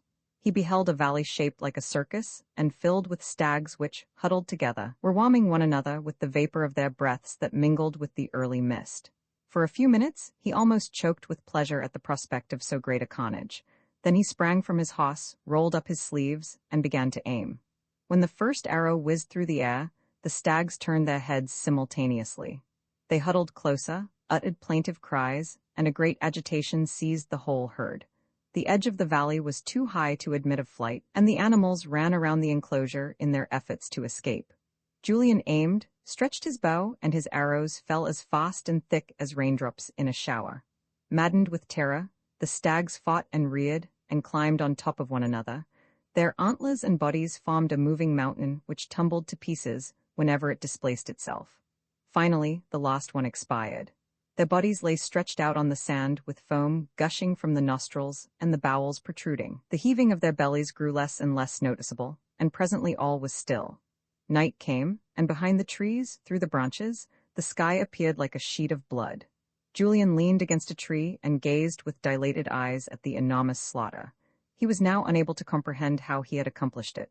On the opposite side of the valley, he suddenly beheld a large stag, with a doe and their fawn. The buck was black and of enormous size. He had a white beard and carried 16 antlers. His mate was the color of dead leaves, and she browsed upon the grass, while the fawn, clinging to her udder, followed her step by step. Again the bow was stretched, and instantly the fawn dropped dead, and seeing this, its mother raised her head and uttered a poignant, almost human wail of agony. Exasperated, Julian thrust his knife into her chest and felled her to the ground. The great stag had watched everything, and suddenly he sprang forward. Julian aimed his last arrow at the beast. It struck him between his antlers and stuck there. The stag did not appear to notice it. Leaping over the bodies, he was coming nearer and nearer with the intention, Julian thought, of charging at him and ripping him open, and he recoiled with inexpressible horror. But presently the huge animal halted, and with eyes aflame and the solemn air of a patriarch and a judge, repeated thrice while a bell tolled in the distance, "Accursed, accursed, accursed, some day, ferocious soul, thou wilt murder thy father and thy mother." Then he sank on his knees, gently closed his lids, and expired. At first Julian was stunned, and then a sudden lassitude and an immense sadness came over him. Holding his head between his hands, he wept for a long time. His steed had wandered away, his dogs had forsaken him. The solitude seemed to threaten him with unknown perils. Impelled by a sense of sickening terror, he ran across the fields, and choosing a path at random, found himself almost immediately at the gates of the castle. That night he could not rest, for, by the flickering light of the hanging lamp, he beheld again the huge black stag. He fought against the obsession of the prediction and kept repeating, "No, no, no, I cannot slay them." And then he thought, "Still, supposing I desired to," and he feared that the devil might inspire him with this desire. During 3 months, his distracted mother prayed at his bedside, and his father paced the halls of the castle in anguish. He consulted the most celebrated physicians, who prescribed quantities of medicine. Julian's illness, they declared, was due to some injurious wind or to amorous desire. But in reply to their questions, the young man only shook his head. After a time, his strength returned, and he was able to take a walk in the courtyard, supported by his father and the old monk. But after he had completely recovered, he refused to hunt. His father, hoping to please him, presented him with a large Saracen saber. It was placed on a panoply that hung on a pillar, and a ladder was required to reach it. Julian climbed up to it one day, but the heavy weapon slipped from his grasp, and in falling grazed his father and tore his cloak. Julian, believing he had killed him, fell in a swoon. After that, he carefully avoided weapons. The sight of a naked sword made him grow pale, and this weakness caused great distress to his family. In the end, the old monk ordered him in the name of God and of his forefathers once more to indulge in the sports of a nobleman. The equerries diverted themselves every day with javelins, and Julian soon excelled in the practice. He was able to send a javelin into bottles, to break the teeth of the weathercocks on the castle, and to strike dawn-ales at a distance of 100 feet. One summer evening, at the hour when dusk renders objects indistinct, he was in the arbor in the garden, and thought he saw 2 white wings in the background hovering around the espalier. Not for a moment did he doubt that it was a stork, and so he threw his javelin at it. A heart-rending scream pierced the air. He had struck his mother, whose cap and long streams remained nailed to the wall. Julian fled from home and never returned. Roman II, the crime, he joined a horde of adventurers who were passing through the place. He learned what it was to suffer hunger, thirst, sickness, and filth. He grew accustomed to the din of battles and to the sight of dying men. The wind tanned his skin. His limbs became hardened through contact with armor, and as he was very strong and brave, temperate, and of good counsel, he easily obtained command of a company. At the outset of a battle, he would electrify his soldiers by a motion of his sword. He would climb the walls of a citadel with a knotted rope, at night, rocked by the storm, while sparks of fire clung to his cuirass, and molten lead and boiling tar poured from the battlements. Often a stone would break his shield. Bridges crowded with men gave way under him. Once, by turning his mace, he rid himself of 14 horsemen. He defeated all those who came forward to fight him on the field of honor, and more than a score of times it was believed that he had been killed. However, thanks to divine protection, he always escaped, for he shielded orphans, widows, and aged men. When he caught sight of one of the latter walking ahead of him, he would call to him to show his face, as if he feared that he might kill him by mistake. All sorts of intrepid men gathered under his leadership, fugitive slaves, peasant rebels, and penniless bastards. He then organized an army which increased so much that he became famous and was in great demand. He succored in turn the Dauphin of France, the King of England, the Templars of Jerusalem, the General of the Parthes, the Negus of Abyssinia, and the Emperor of Calicut. He fought against Scandinavians covered with fish scales, against Negroes mounted on red asses and armed with shields made of hippopotamus hide, against gold-colored Indians who wielded great, shining swords above their heads. He conquered the troglodytes and the cannibals. He traveled through regions so torrid that the heat of the sun would set fire to the hair on one's head. He journeyed through countries so glacial that one's arms would fall from the body, and he passed through places where the fogs were so dense that it seemed like being surrounded by phantoms. Republics in trouble consulted him. When he conferred with ambassadors, he always obtained unexpected concessions. Also, if a monarch behaved badly, he would arrive on the scene and rebuke him. He freed nations. He rescued queens sequestered in towers. It was he and no other that killed the Serpent of Milan and the Dragon of Oberbirbach. Now, the Emperor of Occitania, having triumphed over the Spanish Mussulmans, had taken the sister of the Caliph of Cordova as a concubine, and had had one daughter by her, whom he brought up in the teachings of Christ. But the Caliph, feigning that he wished to become converted, made him a visit, and brought with him a numerous escort. He slaughtered the entire garrison and threw the emperor into a dungeon, and treated him with great cruelty in order to obtain possession of his treasures. Julian went to his assistance, destroyed the army of infidels, laid siege to the city, slew the caliph, chopped off his head, and threw it over the fortifications like a cannonball. As a reward for so great a service, the emperor presented him with a large sum of money in baskets, but Julian declined it. Then the emperor, thinking that the amount was not sufficiently large, offered him 3/4 of his fortune, and on meeting a second refusal, proposed to share his kingdom with his benefactor. But Julian only thanked him for it, and the emperor felt like weeping with vexation at not being able to show his gratitude, when he suddenly tapped his forehead and whispered a few words in the ear of one of his courtiers. The tapestry curtains parted, and a young girl appeared. Her large black eyes shone like 2 soft lights. A charming smile parted her lips. Her curls were caught in the jewels of her half-opened bodice, and the grace of her youthful body could be divined under the transparency of her tunic. She was small and quite plump, but her waist was slender. Julian was absolutely dazzled, all the more since he had always led a chaste life. So he married the emperor's daughter, and received at the same time a castle she had inherited from her mother, and when the rejoicings were over, he departed with his bride, after many courtesies had been exchanged on both sides.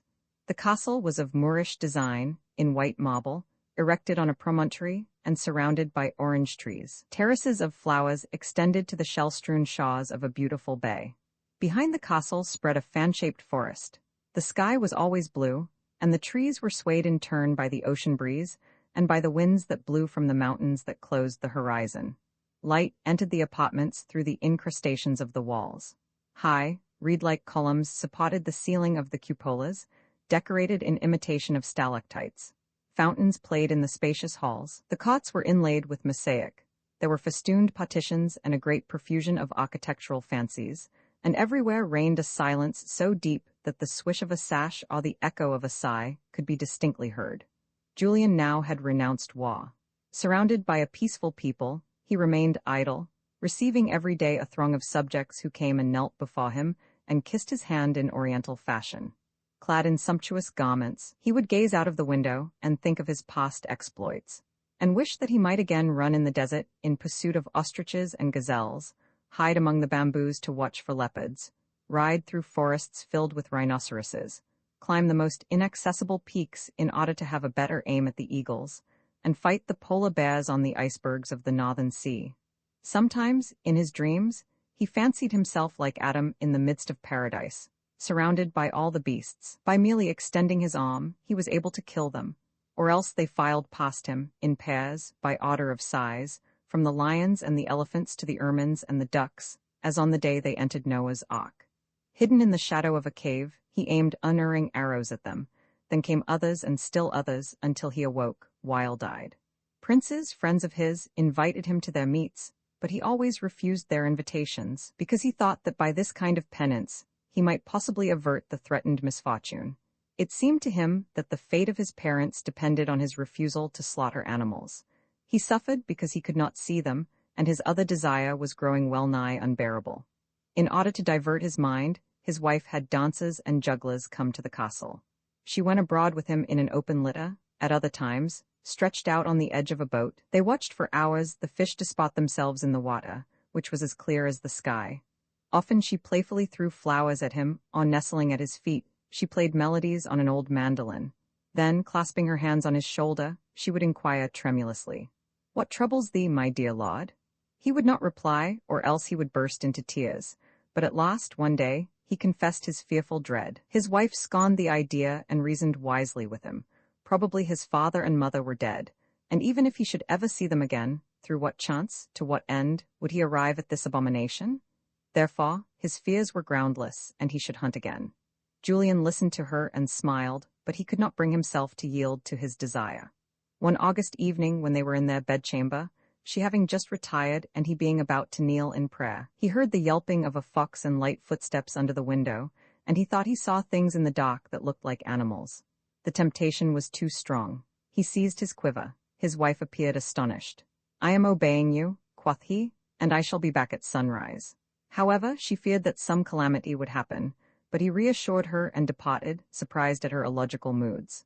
A short time afterwards, a page came to announce that two strangers desired, in the absence of the lord of the castle, to see its mistress at once. Soon a stooping old man and an aged woman entered the room.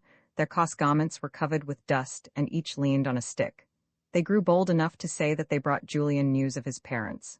She leaned out of the bed to listen to them, but after glancing at each other, the old people asked her whether he ever referred to them and if he still loved them. "Oh, yes," she said. Then they exclaimed, "We are his parents?" And they sat themselves down, for they were very tired. But there was nothing to show the young wife that her husband was their son. They proved it by describing to her the birthmarks he had on his body. Then she jumped out of bed, called a page, and ordered that a repast be served to them. But although they were very hungry, they could scarcely eat, and she observed surreptitiously how their lean fingers trembled whenever they lifted their cups. They asked 100 questions about their son, and she answered each one of them, but she was careful not to refer to the terrible idea that concerned them. When he failed to return, they had left their chateau, and had wandered for several years, following vague indications but without losing hope. So much money had been spent at the tolls of the rivers and in inns, to satisfy the rights of princes and the demands of highwaymen, that now their purse was quite empty and they were obliged to beg. But what did it matter, since they were about to clasp again their son in their arms? They lauded his happiness in having such a beautiful wife, and did not tire of looking at her and kissing her. The luxuriousness of the apartment astonished them, and the old man, after examining the walls, inquired why they bore the coat of arms of the Emperor of Occitania. "He is my father," she replied, and he marveled and remembered the prediction of the gypsy, while his wife meditated upon the words the hermit had spoken to her. The glory of their son was undoubtedly only the dawn of eternal splendors, and the old people remained awed while the light from the candelabra on the table fell on them. In the heyday of youth, both had been extremely handsome. The mother had not lost her hair, and bands of snowy whiteness framed her cheeks, and the father, with his stalwart figure and long beard, looked like a carved image. Julian's wife prevailed upon them not to wait for him. She put them in her bed and closed the curtains, and they both fell asleep. The day broke, and outdoors the little birds began to chirp. Meanwhile, Julian had left the castle grounds and walked nervously through the forest, enjoying the velvety softness of the grass and the balminess of the air. The shadow of the trees fell on the earth. Here and there, the moonlight flecked the glades, and Julian feared to advance, because he mistook the silvery light for water and the tranquil surface of the pools for grass. A great stillness reigned everywhere, and he failed to see any of the beasts that only a moment ago were prowling around the castle. As he walked on, the woods grew thicker, and the darkness more impenetrable. Warm winds, filled with enervating perfumes, caressed him. He sank into masses of dead leaves, and after a while he leaned against an oak tree to rest and catch his breath. Suddenly, a body blacker than the surrounding darkness sprang from behind the tree. It was a wild boar. Julian did not have time to stretch his bow, and he bewailed the fact as if it were some great misfortune. Presently, having left the woods, he beheld a wolf slinking along a hedge. He aimed an arrow at him. The wolf paused, turned his head, and quietly continued on his way. He trotted along, always keeping at the same distance, pausing now and then to look around and resuming his flight as soon as an arrow was aimed in his direction. In this way, Julian traversed an apparently endless plain, then sandhills, and at last found himself on a plateau that dominated a great stretch of land. Large, flat stones were interspersed among crumbling vaults, bones and skeletons covered the ground, and here and there some moldy crosses stood desolate. But presently, shapes moved in the darkness of the tombs, and from them came panting, wild-eyed hyenas. They approached him and smelled him, grinning hideously and disclosing their gums. He whipped out his sword, but they scattered in every direction, and continuing their swift, limping gallop, disappeared in a cloud of dust. Some time afterwards, in a ravine, he encountered a wild bull, with threatening horns, pawing the sand with his hoofs. Julian thrust his lance between his dewlaps, but his weapon snapped as if the beast were made of bronze. Then he closed his eyes in anticipation of his death. When he opened them again, the bull had vanished. Then his soul collapsed with shame. Some supernatural power destroyed his strength, and he set out for home through the forest. The woods were a tangle of creeping plants that he had to cut with his sword, and while he was thus engaged, a weasel slid between his feet, a panther jumped over his shoulder, and a serpent wound itself around the ash tree. Among its leaves was a monstrous jackdaw that watched Julian intently, and here and there, between the branches, appeared great, fiery sparks as if the sky were raining all its stars upon the forest. But the sparks were the eyes of wildcats, owls, squirrels, monkeys, and parrots. Julian aimed his arrows at them, but the feathered weapons lighted on the leaves of the trees and looked like white butterflies. He threw stones at them, but the missiles did not strike and fell to the ground. Then he cursed himself and howled imprecations, and in his rage he could have struck himself. Then all the beasts he had pursued appeared, and formed a narrow circle around him. Some sat on their hindquarters, while others stood at full height, and Julian remained among them, transfixed with terror and absolutely unable to move. By a supreme effort of his willpower, he took a step forward. Those that perched in the trees opened their wings, those that trod the earth moved their limbs, and all accompanied him. The hyenas strode in front of him, the wolf and the wild boar brought up the rear. On his right, the bull swung its head, and on his left the serpent crawled through the grass, while the panther, arching its back, advanced with velvety footfalls and long strides. Julian walked as slowly as possible, so as not to irritate them, while in the depth of bushes he could distinguish porcupines, foxes, vipers, jackals, and bears. He began to run, the brutes followed him. The serpent hissed, the malodorous beasts frothed at the mouth, the wild boar rubbed his tusks against his heels, and the wolf scratched the palms of his hands with the hairs of his snout. The monkeys pinched him and made faces, the weasel told over his feet. A bear knocked his cap off with its huge paw, and the panther disdainfully dropped an arrow it was about to put in its mouth. Irony seemed to incite their sly actions. As they watched him out of the corners of their eyes, they seemed to meditate a plan of revenge, and Julian, who was deafened by the buzzing of the insects, bruised by the wings and tails of the birds, choked by the stench of animal breaths, walked with outstretched arms and closed lids, like a blind man, without even the strength to beg for mercy. The crowing of a cock vibrated in the air. Other cocks responded. It was day, and Julian recognized the top of his palace rising above the orange trees. Then, on the edge of a field, he beheld some red partridges fluttering around a stubble field. He unfastened his cloak and threw it over them like a net. When he lifted it, he found only a bird that had been dead a long time and was decaying. This disappointment irritated him more than all the others. The thirst for carnage stirred afresh within him. Animals failing him, he desired to slaughter men. He climbed the 3 terraces and opened the door with a blow of his fist, but at the foot of the staircase, the memory of his beloved wife softened his heart. No doubt she was asleep, and he would go up and surprise her. Having removed his sandals, he unlocked the door softly and entered. The stained windows dimmed the pale light of dawn. Julian stumbled over some garments lying on the floor, and a little further on, he knocked against a table covered with dishes. She must have eaten, he thought, so he advanced cautiously towards the bed, which was concealed by the darkness in the back of the room. When he reached the edge, he leaned over the pillow where the 2 heads were resting close together and stooped to kiss his wife. His mouth encountered a man's beard. He fell back, thinking he had become crazed. Then he approached the bed again, and his searching fingers discovered some hair which seemed to be very long. In order to convince himself that he was mistaken, he once more passed his hand slowly over the pillow. But this time he was sure that it was a beard and that a man was there, a man lying beside his wife. Flying into an ungovernable passion, he sprang upon them with his drawn dagger, foaming, stamping, and howling like a wild beast. After a while he stopped. The corpses, pierced through the heart, had not even moved. He listened attentively to the 2 death rattles. They were almost alike, and as they grew fainter, another voice, coming from far away, seemed to continue them. Uncertain at first, this plaintive voice came nearer and nearer, grew louder and louder, and presently he recognized, with a feeling of abject terror, the bellowing of the great black stag. And as he turned around, he thought he saw the specter of his wife standing at the threshold with a light in her hand. The sound of the murder had aroused her. In one glance she understood what had happened and fled in horror, letting the candle drop from her hand. Julian picked it up. His father and mother lay before him, stretched on their backs, with gaping wounds in their breasts, and their faces, the expression of which was full of tender dignity, seemed to hide what might be an eternal secret. Splashes and blotches of blood were on their white skin, on the bedclothes, on the floor, and on an ivory Christ which hung in the alcove. The scarlet reflection of the stained window, which just then was struck by the sun, lighted up the bloody spots and appeared to scatter them around the whole room.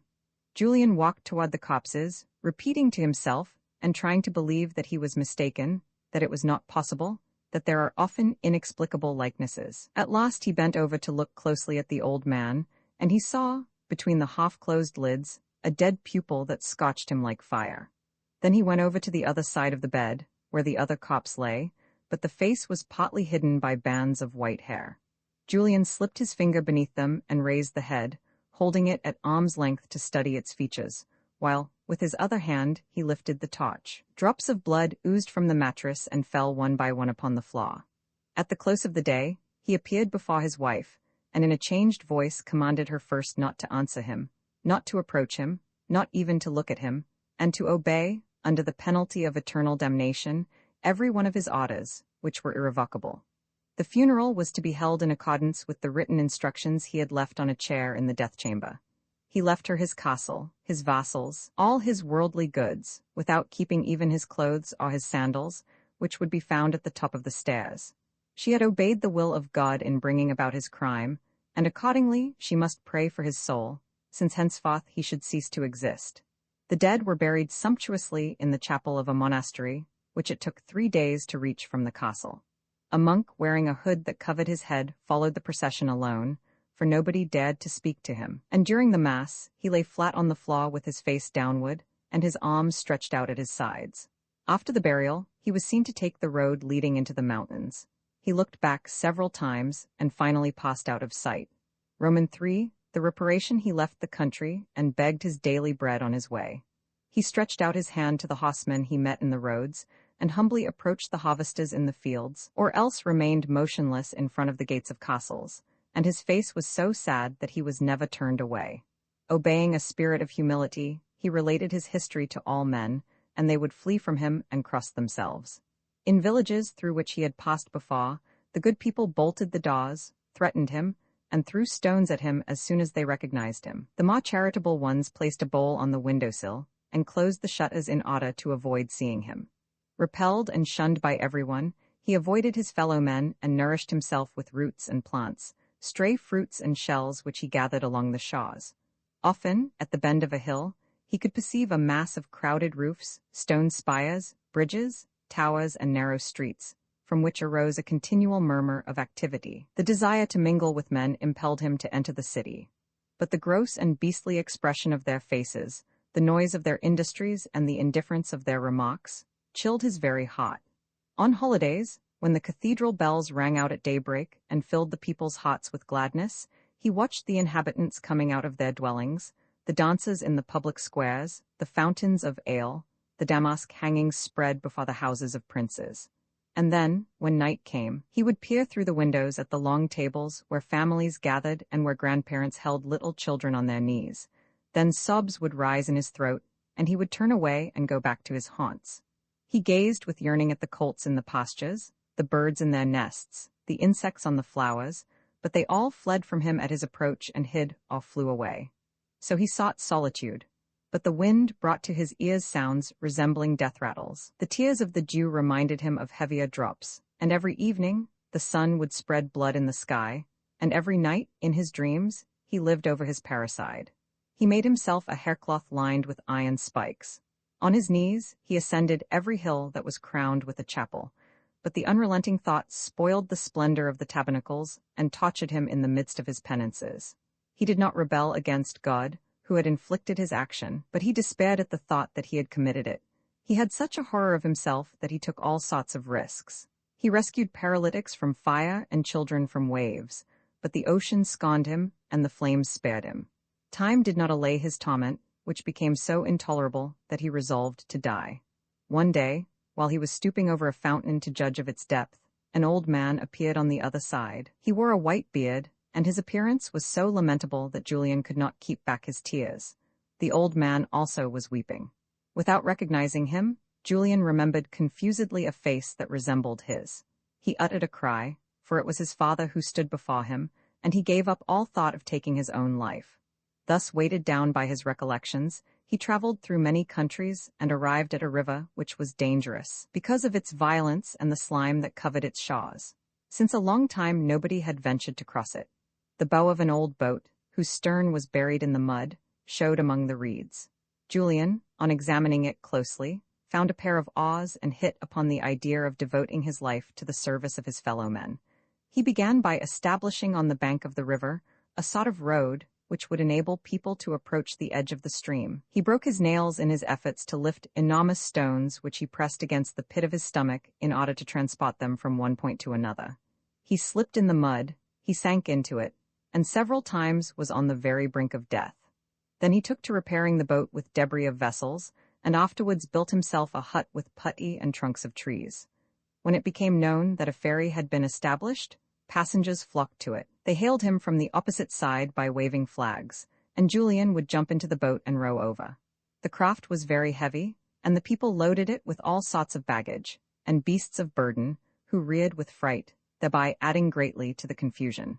He asked nothing for his trouble. Some gave him leftover victuals which they took from their sacks or worn-out garments which they could no longer use. The brutal ones hurled curses at him, and when he rebuked them gently they replied with insults, and he was content to bless them. A little table, a stool, a bed made of dead leaves, and 3 earthen bowls were all he possessed. 2 holes in the wall served as windows. On one side, as far as the eye could see, stretched barren wastes studded here and there with pools of water, and in front of him flowed the greenish waters of the wide river. In the spring, a putrid odor arose from the damp sod. Then fierce gales lifted clouds of dust that blew everywhere, even settling in the water and in one's mouth. A little later swarms of mosquitoes appeared, whose buzzing and stinging continued night and day.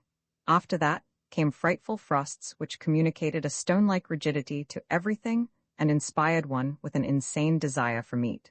Months passed when Julian never saw a human being. He often closed his lids and endeavored to recall his youth. He beheld the courtyard of a castle, with greyhounds stretched out on a terrace, an armory filled with valets, and under a bower of vines a youth with blonde curls, sitting between an old man wrapped in furs and a lady with a high cap.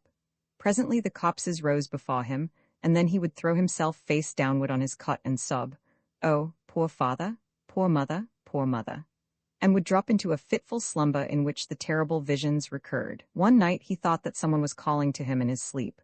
He listened intently, but could hear nothing save the roaring of the waters. But the same voice repeated, "Julian." It proceeded from the opposite shore, fact which appeared extraordinary to him, considering the breadth of the river.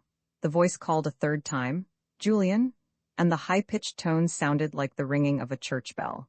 Having lighted his lantern, he stepped out of his cabin. A frightful storm raged. The darkness was complete and was illuminated here and there only by the white waves leaping and tumbling. After a moment's hesitation, he untied the rope. The water presently grew smooth, and the boat glided easily to the opposite shore, where a man was waiting. He was wrapped in a torn piece of linen. His face was like a chalk mask, and his eyes were redder than glowing coals. When Julian held up his lantern, he noticed that the stranger was covered with hideous sores, but notwithstanding this, there was in his attitude something like the majesty of a king. As soon as he stepped into the boat, it sank deep into the water, borne downward by his weight. Then it rose again, and Julian began to row. With each stroke of the oars, the force of the waves raised the bow of the boat. The water, which was blacker than ink, ran furiously along the sides. It formed abysses and then mountains, over which the boat glided. Then it fell into yawning depths where, buffeted by the wind, it whirled around and around. Julian leaned far forward and, bracing himself with his feet, bent backwards so as to bring his whole strength into play. Hailstones cut his hands, the rain ran down his back, the velocity of the wind suffocated him. He stopped rowing and let the boat drift with the tide. But realizing that an important matter was at stake, a command which could not be disregarded, he picked up the oars again, and the rattling of the tolls mingled with the clamorings of the storm. The little lantern burned in front of him.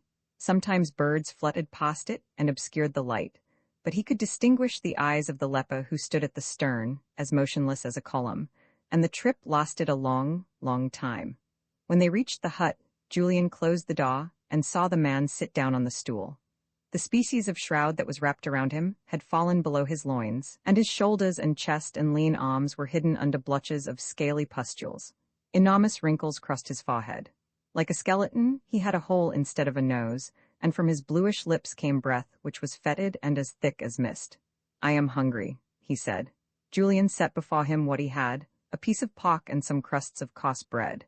After he had devoured them, the table, the bowl, and the handle of the knife bore the same scales that covered his body. Then he said, "I thirst." Julian fetched his jug of water, and when he lifted it, he smelled an aroma that dilated his nostrils and filled his heart with gladness. It was wine, what a boon, but the leper stretched out his arm and emptied the jug at one draught. Then he said, "I am cold?" Julian ignited a bundle of ferns that lay in the middle of the hut. The leper approached the fire and, resting on his heels, began to warm himself. His whole frame shook and he was failing visibly. His eyes grew dull, his saws began to break, and in a faint voice he whispered, "Thy bed." Julian helped him gently to it, and even laid the sail of his boat over him to keep him warm. The leper tossed and moaned.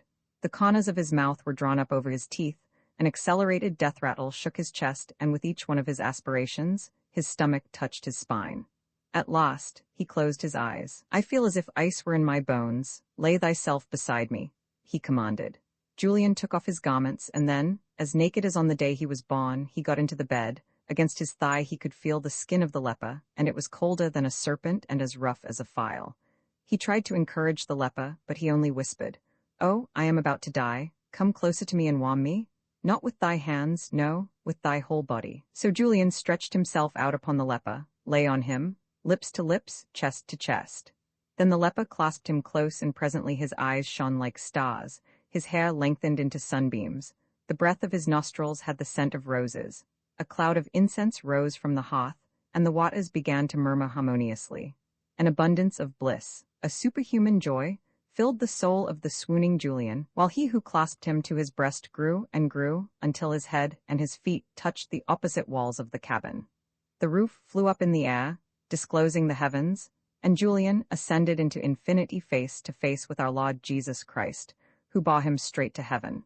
And this is the story of St. Julian the Hospitaller, as it is given on the stained glass window of a church in my birthplace. Short fiction by Gustave Flaubert, translated by M. Walter Dunn. Uncopyright. May you do good and not evil.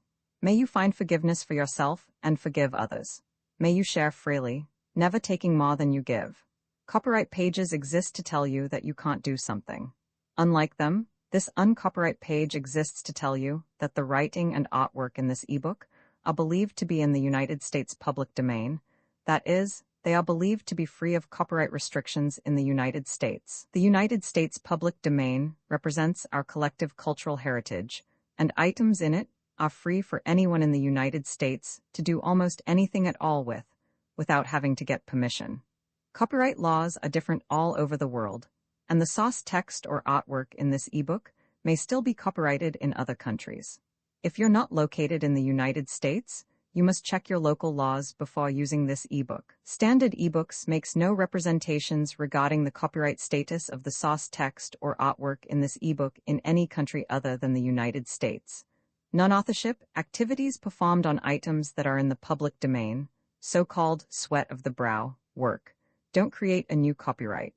That means that nobody can claim a new copyright on an item that is in the public domain for, among other things, work like digitization, mock-up, or typography. Regardless, the contributors to this ebook released their contributions under the terms in the CC 01.0 Universal Public Domain dedication, thus dedicating to the worldwide public domain all of the work they've done on this ebook, including but not limited to metadata, the title page, imprint, colophon, this uncopyright, and any changes or enhancements to, or mock-up on, the original text and artwork. This dedication doesn't change the copyright status of the source text or artwork. We make this dedication in the interest of enriching our global cultural heritage, to promote free and libre culture around the world, and to give back to the unrestricted culture that has given all of us so much. Table of Contents Landmarks